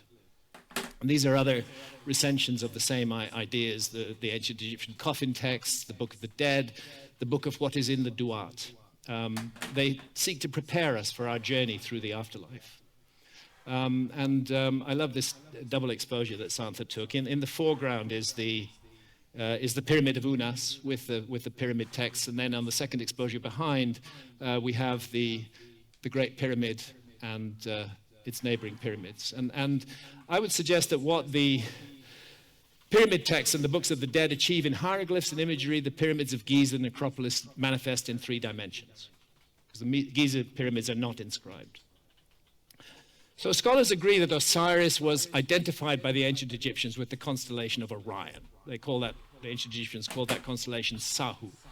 And he was viewed as the figure of Osiris in the night sky, ruling over the afterlife kingdom of the Duat. And the Duat itself was not underground. It was envisaged as being located in the sky between the constellations of Leo and Orion, with the great heavenly river of the Milky Way, the winding waterway, as its central feature. As you can see, the constellation of Orion stands beside the Milky Way. I want to pay tribute to the work of my great friend, Robert Bauval, the originator of the Orion correlation theory, which of course archaeology has completely rejected, largely because archaeologists just don't understand astronomy and don't want to. This is not the sky above Egypt in 4,500 years ago. That's the other problem. Because the skies constantly change because of a wobble on the Earth's axis called precession. The Earth is our viewing platform from which we observe the stars, so naturally the wobble changes our perspective on the stars. This is the sky of roughly between 12,800 and 11,600 years ago. And as the constellation of Orion crosses the meridian, we see that it's in the same pattern as the 3 great pyramids on the ground, and there, rising due east in that period, is the constellation of Leo, gazed at directly by the Great Sphinx, the Leonine Great Sphinx. So in the ancient Egyptian view, how does the soul of the earthly deceased ascend to the Duat? Well, it does so through a leap or a flight, just as the Tucano described. There are narrow shafts cut through the walls of the Great Pyramid, 2 of them in the King's Chamber, the so-called King's Chamber, and 2 of them in the Queen's Chamber. The Queen's Chamber shafts actually don't exit on the outside of the pyramid. The King's Chamber shafts do. And one of those shafts from the King's Chamber points directly at the lowest of the 3 stars of Orion's belt. And here's the mystery, because although the layout on the ground depicts the skies 12,000 years ago or so, this connection to the stars is indeed from the era of 4,500 years ago. I am not seeking to divorce the ancient Egyptians from the construction of the Great Pyramids. I think they were intimately involved. I think they were completing a much older project. I see platforms on the ground there going back 12,000 years and the work completed by the ancient Egyptians, who tell us how the knowledge was passed down to them from what they call Zep-Tepi, the first time.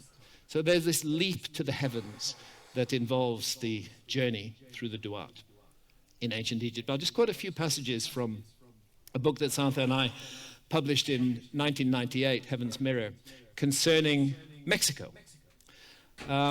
Excuse me for reading, but my memory these days is not quite what it was 40 years ago. Very much like the ancient Egyptians, the peoples of ancient Central America located their netherworld in the region of the sky through which ran the Milky Way.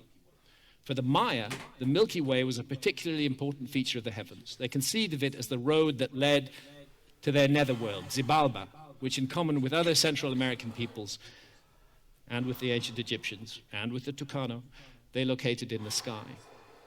So here we have a study of Tatlan's major temple,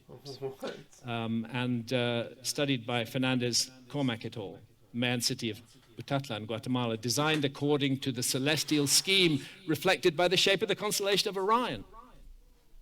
He's able to prove that all of Utatlan's major temples were oriented to the helical setting points of the stars in Orion, and he argued that the Milky Way, alongside which Orion stands, was thought of as a celestial path connecting the firmament's navel with the center of the underworld. So close to the ancient Egyptian idea. I'm not saying the ancient Egyptians brought it to Central America or the other way around. I'm just observing the connection, the similarity in this complex set of religious beliefs.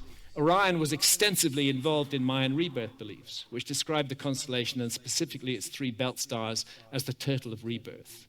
In Egypt, as amongst the Maya, the stellar context involves Orion and the Milky Way.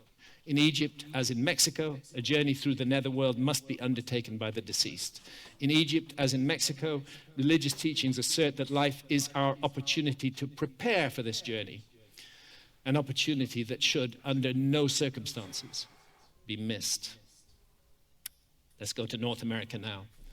This is the tragedy of the North American pyramids, often referred to as mounds. The tragedy. There was once more than 1 million of them. Only 100,000 are left now. And most of those 100,000 have been subjected to horrific destruction. I'm looking at Mound A from Mound B here. As you can see, Mound A has been largely destroyed. A little bit of it is left. Well, here's a notice board at Moundville in Alabama, and I'm going to show you what the text of that notice board says, because this is official archaeology that's saying this. And I have no problem with what official archaeology is saying here. Because what they're saying is, at Moundville, I think they even said it was an filet excellent mignon, example dude. of Like, a it was powerful insane. religious image was the 'Cause they hand had and eye tenderloin, motif. Moundville's rattlesnake and then they disc, had this, which pictured on that was notice board, offers said us the filet best-known mignon. version, It although was numerous insane. variations occur, etc., etc. Stories passed down among various tribes tell of the one sec, dead okay, entering the afterlife through an opening marked by a great warrior's hand in the sky. Hold on. One we account got it. describes that hand as the constellation we know as Thank you for your Orion, interest. with Orion's belt as its wrist, its fingers pointing downwards. A faint cluster of stars in the center That's of exactly the what palm it is, Toad. is a portal to the path of souls or the path to the land of the dead. Sorry, Researchers speculate that the vegetarian. hand and Sorry. eye represent this constellation. Like, it was just so insanely good, man. Pick up a few more comments that we found on the official notice boards at Moundville, again highlighting Orion. It's As a awesome, group, oh my God. the knotted serpents and the hand and eye are believed to be a representation of the night sky. The serpents are the ropes that join the earth and sky. In the palm of the hand is a portal or doorway through which the spirits of the dead can ascend the path of souls, or Milky Way, in their just extended so good, journey man. to the realm of the dead. Path of souls, again mentioned there. The gateway or portal between the celestial realms and the earth disk was symbolized and artistically rendered as an open hand with an eye in its palm. We know the hand as part of the constellation of Orion. Once the portal was crossed, the souls of the dead began their journey by walking along a road or ribbon of light, the Milky Way. Essentially the same spiritual idea that's expressed in ancient Egypt and in South America. And this is how it works. The Orion's belt was the wrist. I got the and other tasty stars of ad Orion because were I was on. involved in the I fingers was on. and the thumb. I'm not gonna brag. I mean, I took on my and, girlfriend. I had to get the top shelf. This is, I had to.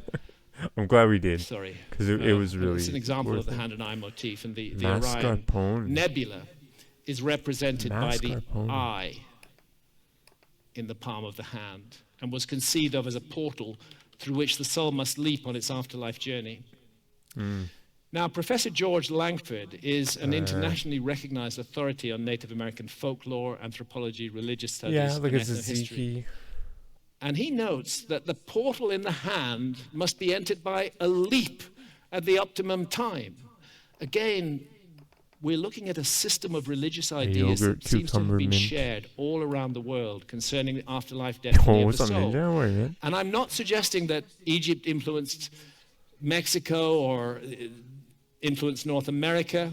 I'm suggesting the possibility of a remote common source Oh, yo, from thanks, which bro. these ideas descended and were disseminated all around the world. So we have another leap Thanks, dude. up to a portal in the sky in the constellation of Why, man? Orion. And there's the ancient Egyptian hieroglyph bro. for the Duat, as I showed you from the Pyramid of Unas, a star enclosed within a circle. And in ancient Native America, George Langford writes, the hole in the sky is indicated as a slit being pulled apart, and the fact that it is celestial is frequently elaborated by the inclusion of a star circle or dot. On the Native American afterlife journey, there's encounters with all kinds of monsters who will test us on the lives that we have lived. And one of them is called the Brain Smasher. usually a woman, whose task is to destroy memory by removing or smashing the brain. Indeed, there are repeated references to a menacing female figure, usually called the brain smasher or the brain taker, in accounts of the Native American afterlife journey. Her role is the annihilation, just like that eater of the dead in the ancient Egyptian scene. Her role is the annihilation and permanent destruction of unworthy souls, of the damned, on the afterlife journey. So here's this vignette from the ancient Egyptian Book of the Dead. Love it. The original translation given by E.A. Wallace Budge was very Maxwell. flimsy in my view. When I look at this scene, I don't see an individual smashing himself in the head just voluntarily. I see that goddess projecting power to him and making him inflict that destruction on himself. So I wanted to get a full translation of this scene. What is that? Who is that woman? What is happening here? And so I went to Louise Ellis Barrett at the British Museum, and she provided me with the translation and what that female figure is doing. She lives from the blood of the damned and from what these gods provide her, the demolishing one who cuts the damned to pieces. She is, in other words, a brain smasher. The star Deneb in the constellation we know as Cygnus the Swan is positioned on the bank of the Milky Way exactly at the fork where a second path, a dead end, branches off. George Langford identifies Deneb and Cygnus as a whole with the Moundville raptor figure, a bird, an adversary on the journey of the soul, with the power to block its further progress by forcing it to take a path culminating in a dead end.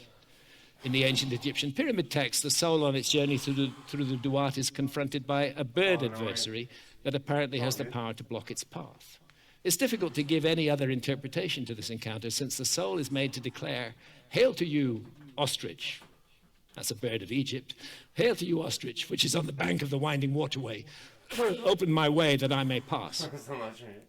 And likewise, what else but recognition of the same fork in the Milky Way that was regarded as so ominous in Native America can be expressed in the pyramid text, where we read, "Do not travel on those western waterways, for those who travel thereon do not return, but travel on the eastern waterways." Here are monstrous winged serpents from the ancient Egyptian netherworld. Here are monstrous winged serpents from the ancient American netherworld. Here is another of those monsters encountered on the journey of the soul in ancient North America, upper right, the underwater panther. And I'm just drawing attention to the similarities of the underwater panther to the great Sphinx of Giza. On the right, we see the chief of the astronomers, a religious figure amongst the Skidi Pawnee of ancient North America. He was known as the chief of the astronomers, and he wears a robe spangled with stars. Interestingly, there was also a figure called the chief of the astronomers in ancient Egypt, and he also wore a robe spangled with stars, or sometimes with a leopard skin where the dots represented the stars. Coincidence, or something going on behind the scenes that we haven't figured out? On the left, from North America, an engraved whelk shell, and it is depicting the hero deity referred to by archaeologists as the birdman and symbolized as a hawk. On the right, statue of Horus, an Egyptian hero deity, likewise symbolized as a hawk. The fundamental role of both these hawk-headed deities was to represent the triumph of life over death. So both the ancient Egyptian and the ancient Native American afterlife journeys involve a strong element of judgment. Indeed, in a sense, the entire ordeal in both cases concerns the judgment of the soul for its choices, for what it has done and has not done, for the use it has made of the gift of life during its physical incarnation. In both cases, the unworthy soul can face annihilation by gods, demons, and monsters at any point on the journey, for example, at the hands of the brain smasher figure. But in both cases also, for those who have progressed thus far through the netherworld, a specific judgment awaits. And in both cases, the desired outcome was to leap up to immortal life amongst the stars. And I love this figure here of the initiate ascending on a serpent into the stars. And indeed, it inspired the title of John West's wonderful book, Serpent in the Sky. So I don't think we're looking at coincidence here. There's too much going on. I think coincidence is a very weak explanation for what's happening. One possibility is mentioned as a remote shared ancestor. Another is convergent experiences in altered states of consciousness. Actually, my vote goes to both. I think that we are dealing with an ancestor who passed down a legacy of knowledge and an ancestor that was deeply involved in visionary experiences. And those visionary experiences have continued to the present day. So just a few more slides now. Sorry that I have to read. My memory is not what it was. The origin myth of the Tucano speaks of the time, aeons ago, when humans first settled the great rivers of the Amazon basin. It seems that supernatural beings accompanied them on this journey and gifted them the fundamentals on which to build a civilized life. From the daughter of the sun, they received the gift of fire and the knowledge of horticulture, pottery making, and many other crafts. The serpent-shaped canoe of the first settlers was steered by a superhuman helmsman. Meanwhile, other supernaturals traveled by canoe all over the rivers, explored the remote hill ranges.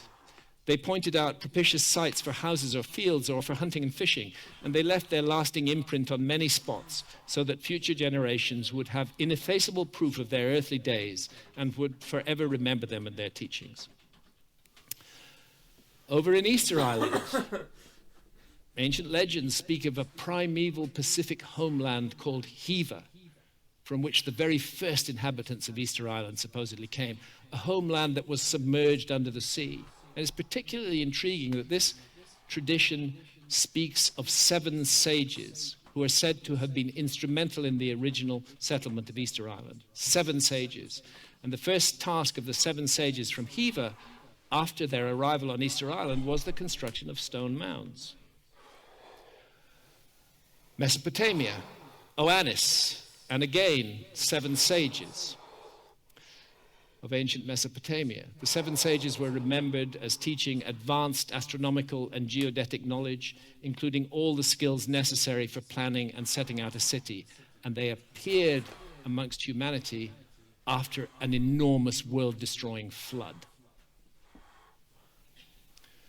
Same story roughly occurs in India. Manu and the 7 sages, rescued from the universal deluge by the fish avatar of Vishnu. This theme of 7 sages keeps on coming up again and again, and it comes up at this amazing temple, the temple of Horus at Edfu in Upper Egypt, a temple that was relatively late in the Egyptian story. It was built around 300, even the late 280s BC, but it was built on a much more ancient site. And the language inscribed on its walls is not the Egyptian that was spoken at that time. It's Middle Egyptian. It's a language that goes back to 2000 BC. The Edfu building texts, as they're called, are found between the inner and outer enclosure walls of the temple. And this is what they look like. I had drawn attention to this curious T-shaped pattern earlier. And they speak of a homeland of the primeval ones, an island like Atlantis. Ooh, archaeologists hate the word Atlantis.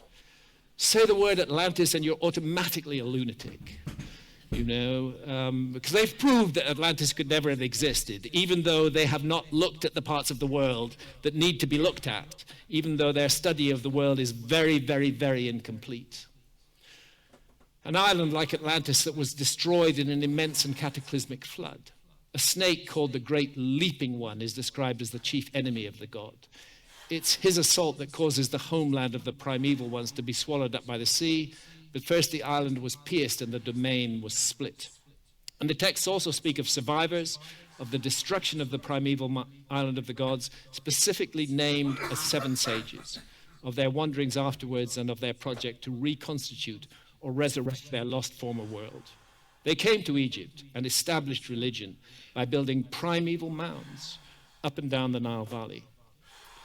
And there's Plato's story of Atlantis and how the gods purged the earth with a deluge of water and how the survivors are left, have to begin all over again like children with no memory of what went before. And I'm suggesting that that's what we are. We're the children who have no memory of what went before those cataclysmic floods at the end of the Ice Age.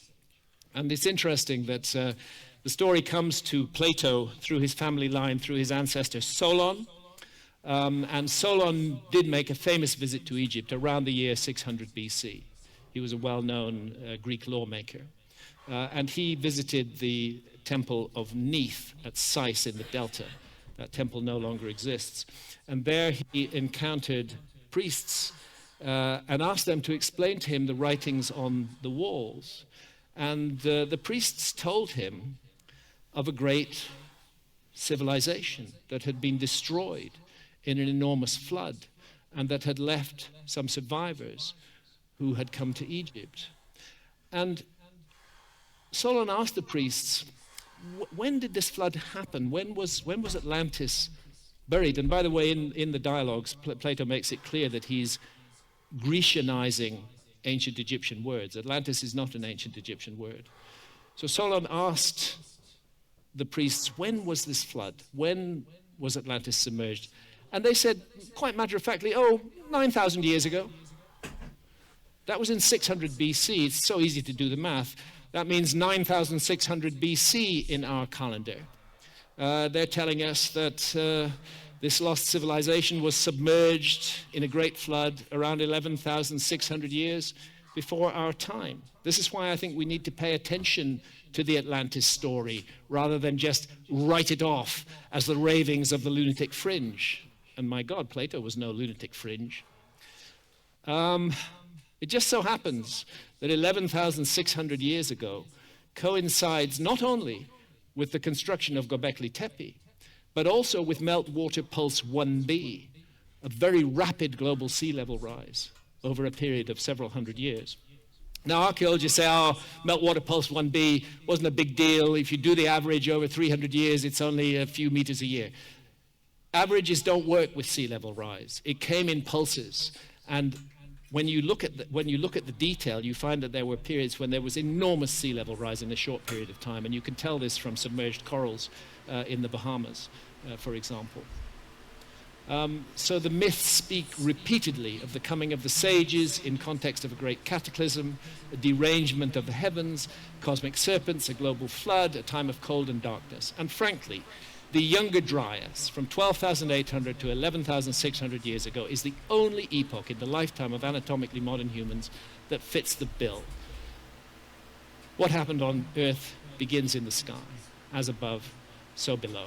And that's why we called the series Ancient Apocalypse. And that's the end of this talk. I'm going to take a 15-minute break now. I imagine some of you need a break too. And then I'll be back with a second, shorter talk. Thank you. Thank you.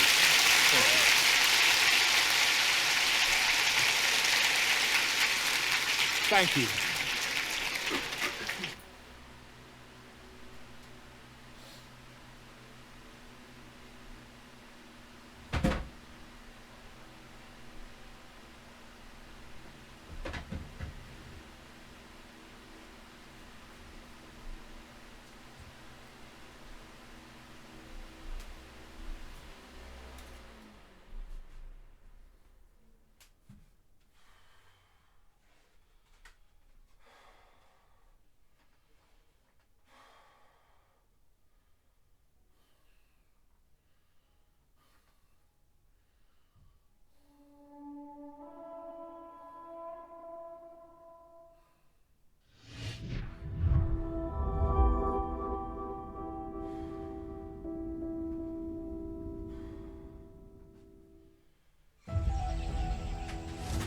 The dazzling cities of the ancient Maya, built by one of the most sophisticated civilizations in history.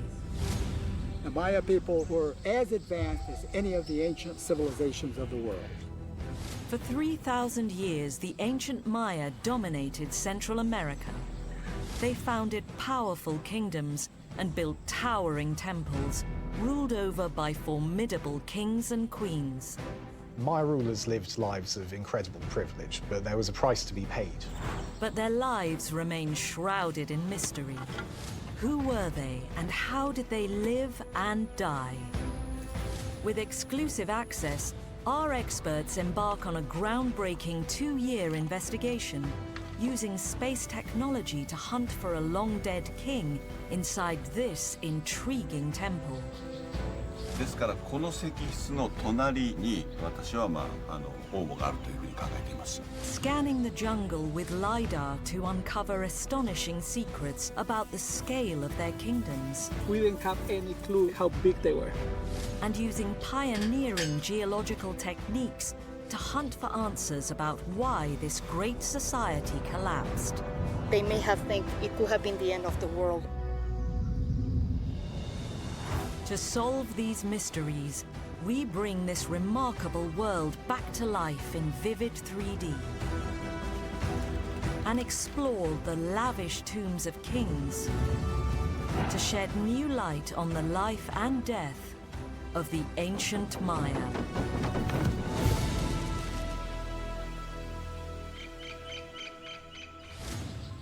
The Maya were one of the most advanced ancient cultures the world has ever seen. They were pioneers in art, architecture, writing, and maths. At its height, the Maya region covered more than 250,000 square kilometers in Central America, with dozens of independent city-states, each ruled by a powerful king, much like the kingdoms of ancient Greece. David Sadat has been studying the Maya for over 40 years. He investigates how they grew and thrived.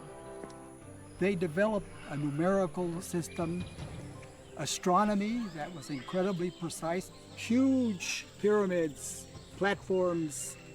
By any standards, the Maya were astoundingly sophisticated. How did these impressive people live and die? And what caused their glorious civilization to break down?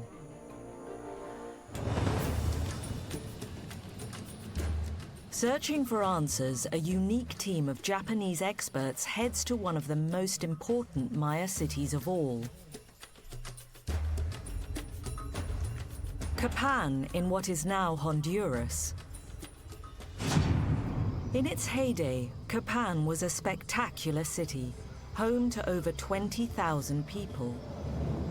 Towering, brightly painted temples rose over 30 meters from the jungle floor. It had wide-open plazas with stunning carvings and sculptures. Ball courts for sporting and ceremonial events, and magnificent staircases. For almost half a millennium, Capan was the capital of a vast kingdom covering 350 square kilometers, ruled by a powerful dynasty of 16 kings. Yet, despite the legacy they left behind, much of their rise and fall remains unknown. How did Capan's rulers become so successful, and what happened to them? To solve these mysteries, the Japanese team gears up for a pioneering experiment. They are led by Seiichi Nakamura. He hopes to find answers to riddles that have puzzled archaeologists for decades. で現在我々が調査しているところはまさにそのコパン王朝史の中の特にわからない部分に集中的に調査をしております。 Could clues lie hidden inside the city's once magnificent temples? One stands out, the mysterious Temple 11. Seiichi believes that it contains the last resting place of one of Capan's 16 kings. Archaeologists have searched for almost 2 centuries, but only around 8 royal tombs have ever been found. Finding another could revolutionize experts' understanding of what happened to them. 王朝史がはっきりすればですね、なぜですねこの地に王朝ができたのかで、その最後の部分ですね、どうして王朝が衰退して、滅んでいったのかということ。 The team plans to use cutting-edge space technology called muon imaging to scan the structure and look for a tomb. In 2017, they used this innovative technique to scan Egypt's Great Pyramid. the images revealed a mysterious hidden cavity. Now, they hope to use the same technology to make an even more spectacular discovery here in Kapan. As cosmic rays hit the Earth's atmosphere, they create showers of subatomic particles called muons. They pass through matter with ease, and with the right detection equipment, they can reveal cavities in large objects, invisible even to X-rays. By placing muon detection plates on large buildings, scientists can spot previously undiscovered hidden spaces. The team wants to apply the muon technique to Kopan's Temple 11 and search for a tomb buried inside it. Seiichi hopes this will be the first step to finding one of the missing kings of Kopan. それが投資計画によって内部構造が少しでもはっきりすれば、最小の破壊で最大の効果を上げる工学的な調査ができるだろうと。If they find a tomb, not only could it reveal the untold history of the city, it could also contain priceless treasures. It's every archaeologist's dream, and they know it's happened before. 420 kilometers northwest of Copan lies Palenque, now in modern Mexico. Rodrigo Liendo has been studying this magnificent city for more than 25 years. This is the main plaza at Palenque. Palenque was the capital of a vast territory in the northwestern lowlands. It's famous for its remarkable architectural style. Between the 5th and 9th centuries AD, Palenque controlled an area of almost 130 square kilometers and was home to more than 7,000 people.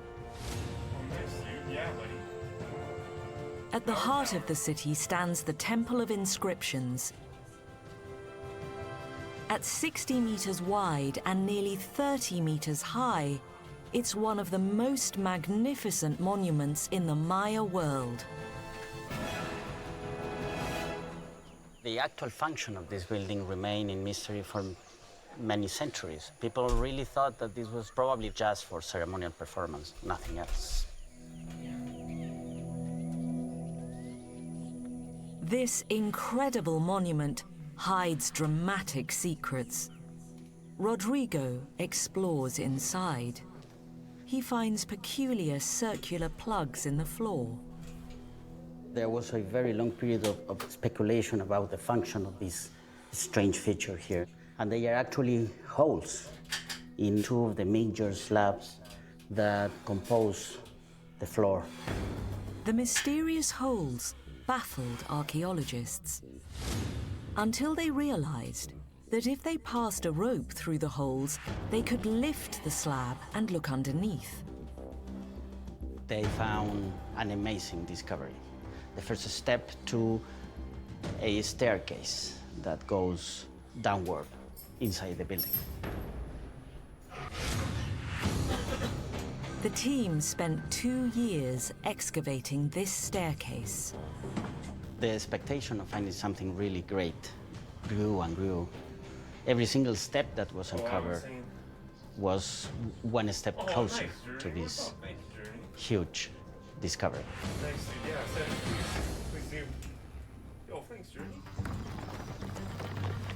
Hidden at the end of the tunnel lies the find of a lifetime. An ancient tomb sitting in the heart of the pyramid. In the center is a spectacular 20-ton stone sarcophagus. It's so big, the temple must have been built around it. Under a lid covered with intricate carvings are the remains of a man, surrounded by priceless treasures. Who is he?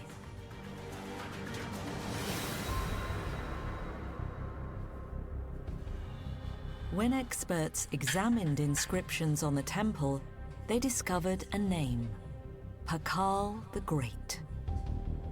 Pakal the Great was the most important king in Palenque's history. It was a period of peace, of incredible developments in architecture, craftsmanship. Pakal took Palenque to its peak in political power.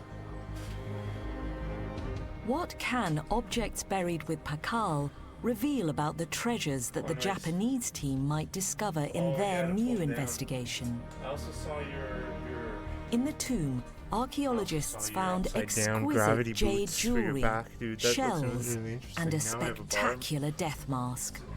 The mask is completely green, made of mainly pure jade of the most excellent quality. So this is a priceless piece of craftsmanship, probably one of the most spectacular works of art done by ancient Maya people. The mask has important spiritual significance. Mask represented the person in his youth. This was an attempt to freeze youth for eternity in his way to the underworld. Treat yourself to the best gift in history this holiday season. Enjoy unlimited access to award-winning podcasts and thousands of hours of original history documentaries released weekly exclusively on History Hit. There are topics for all history lovers, from Pompeii to D-Day. Sign up via the link in the description for an exclusive discount. Don't miss out on this incredible opportunity to explore the past like never before with History Hit. I do like this for my back. The splendor and wealth of this incredible tomb made headlines around the world. The discovery of Pakal's tomb was one of the most significant archaeological discoveries of the last century. It was a game changer.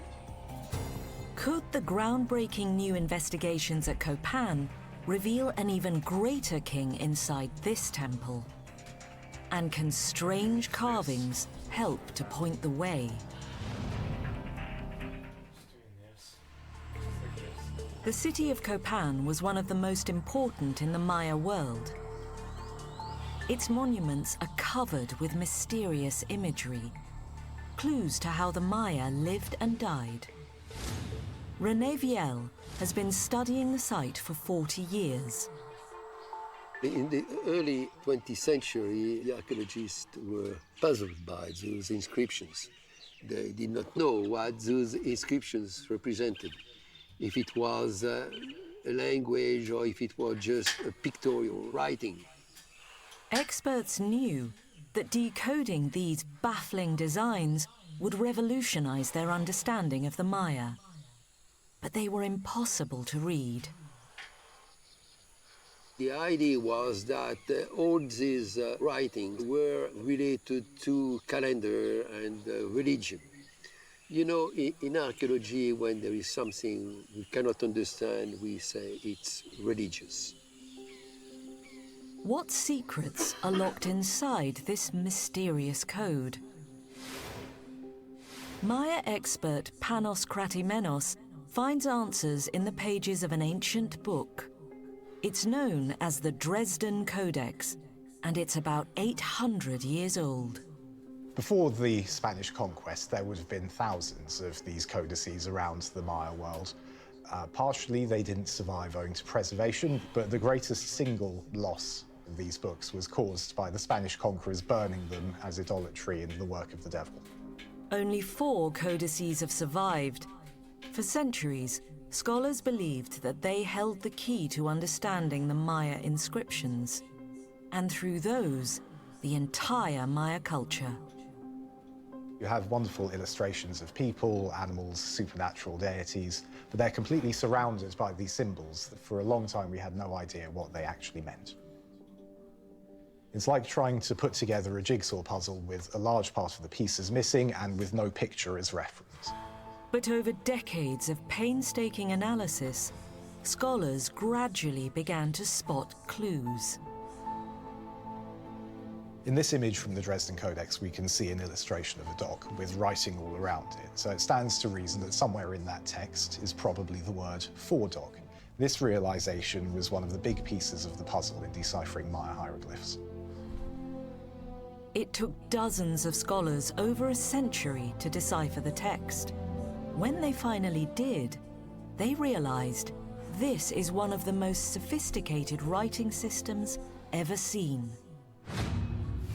Western languages use the 26 letters of the alphabet to create the words in their vocabulary. Chinese writing uses over 50,000 symbols that can stand for whole words or concepts. Maya writing has 800 glyphs written in paired columns from left to right. They represent both syllables and whole words.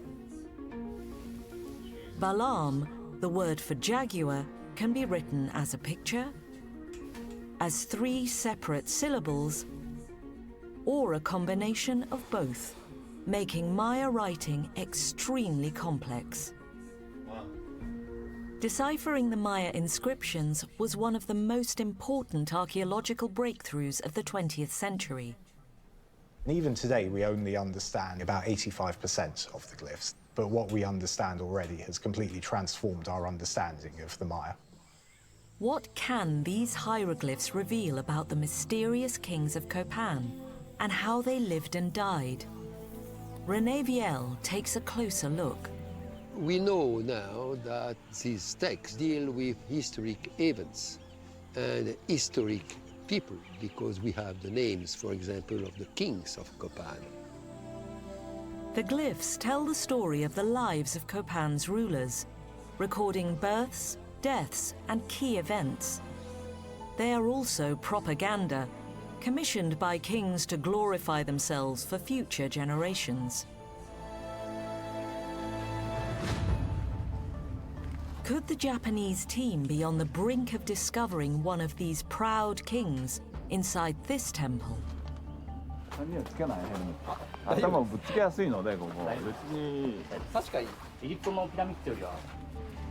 They believe there is a royal burial chamber somewhere within the structure.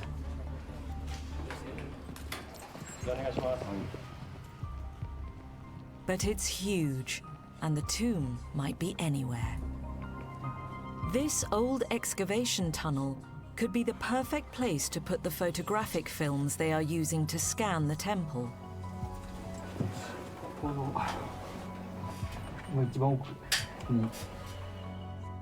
They need to make sure the films are in the right place and pointing in the right direction.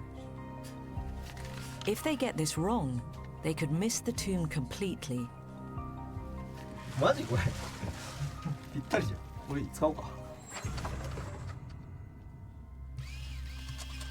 The team also need to check their equipment will work here.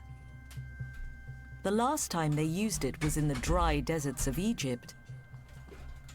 Here at Copan, the tropical jungle conditions create a different challenge.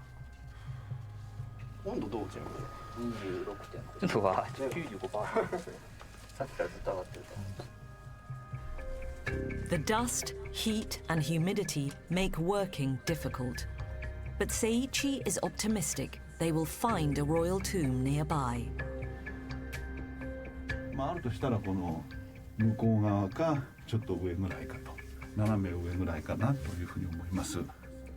Finding the tomb of one of Copan's lost kings could shed new light on the rise and fall of this great kingdom.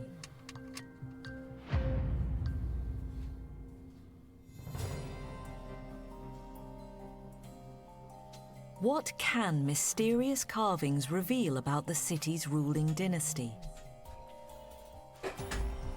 David Sadat investigates an ornate stone altar found in Copan's main plaza. It shows the 16 rulers of Copan during its golden age. 4 figures to a side, and it starts here with Green Quetzalcoatl, the founder of the Copan dynasty, until we come to the last ruler of Copan, ruler 16. Who were these enigmatic kings? David searches the city's Acropolis for clues. The Acropolis platform in its heyday would have been an impressive, elevated citadel, where some of the grandest and most spectacular rituals would have unfolded. He's convinced it could hide the last resting place of one of Copan's 16 rulers. To confirm his suspicions, his team spent 15 years carefully tunneling under the complex.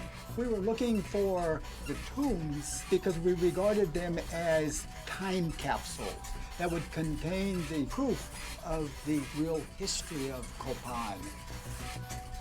After digging 3 kilometers of tunnels, David's team made the discovery of a lifetime.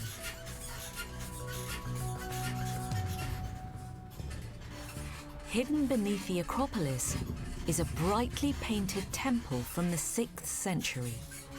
Buried beneath it, David finds a warren of tombs. Inside one of them is a skeleton on a stone slab surrounded by precious offerings. Among them, a large jade chest piece, a ring with an intricate carved pattern, a set of earrings, and 4 teeth decorated with jade. This is clearly a rich burial. Who does it belong to? And what can it reveal about how the kings of Copan came to power?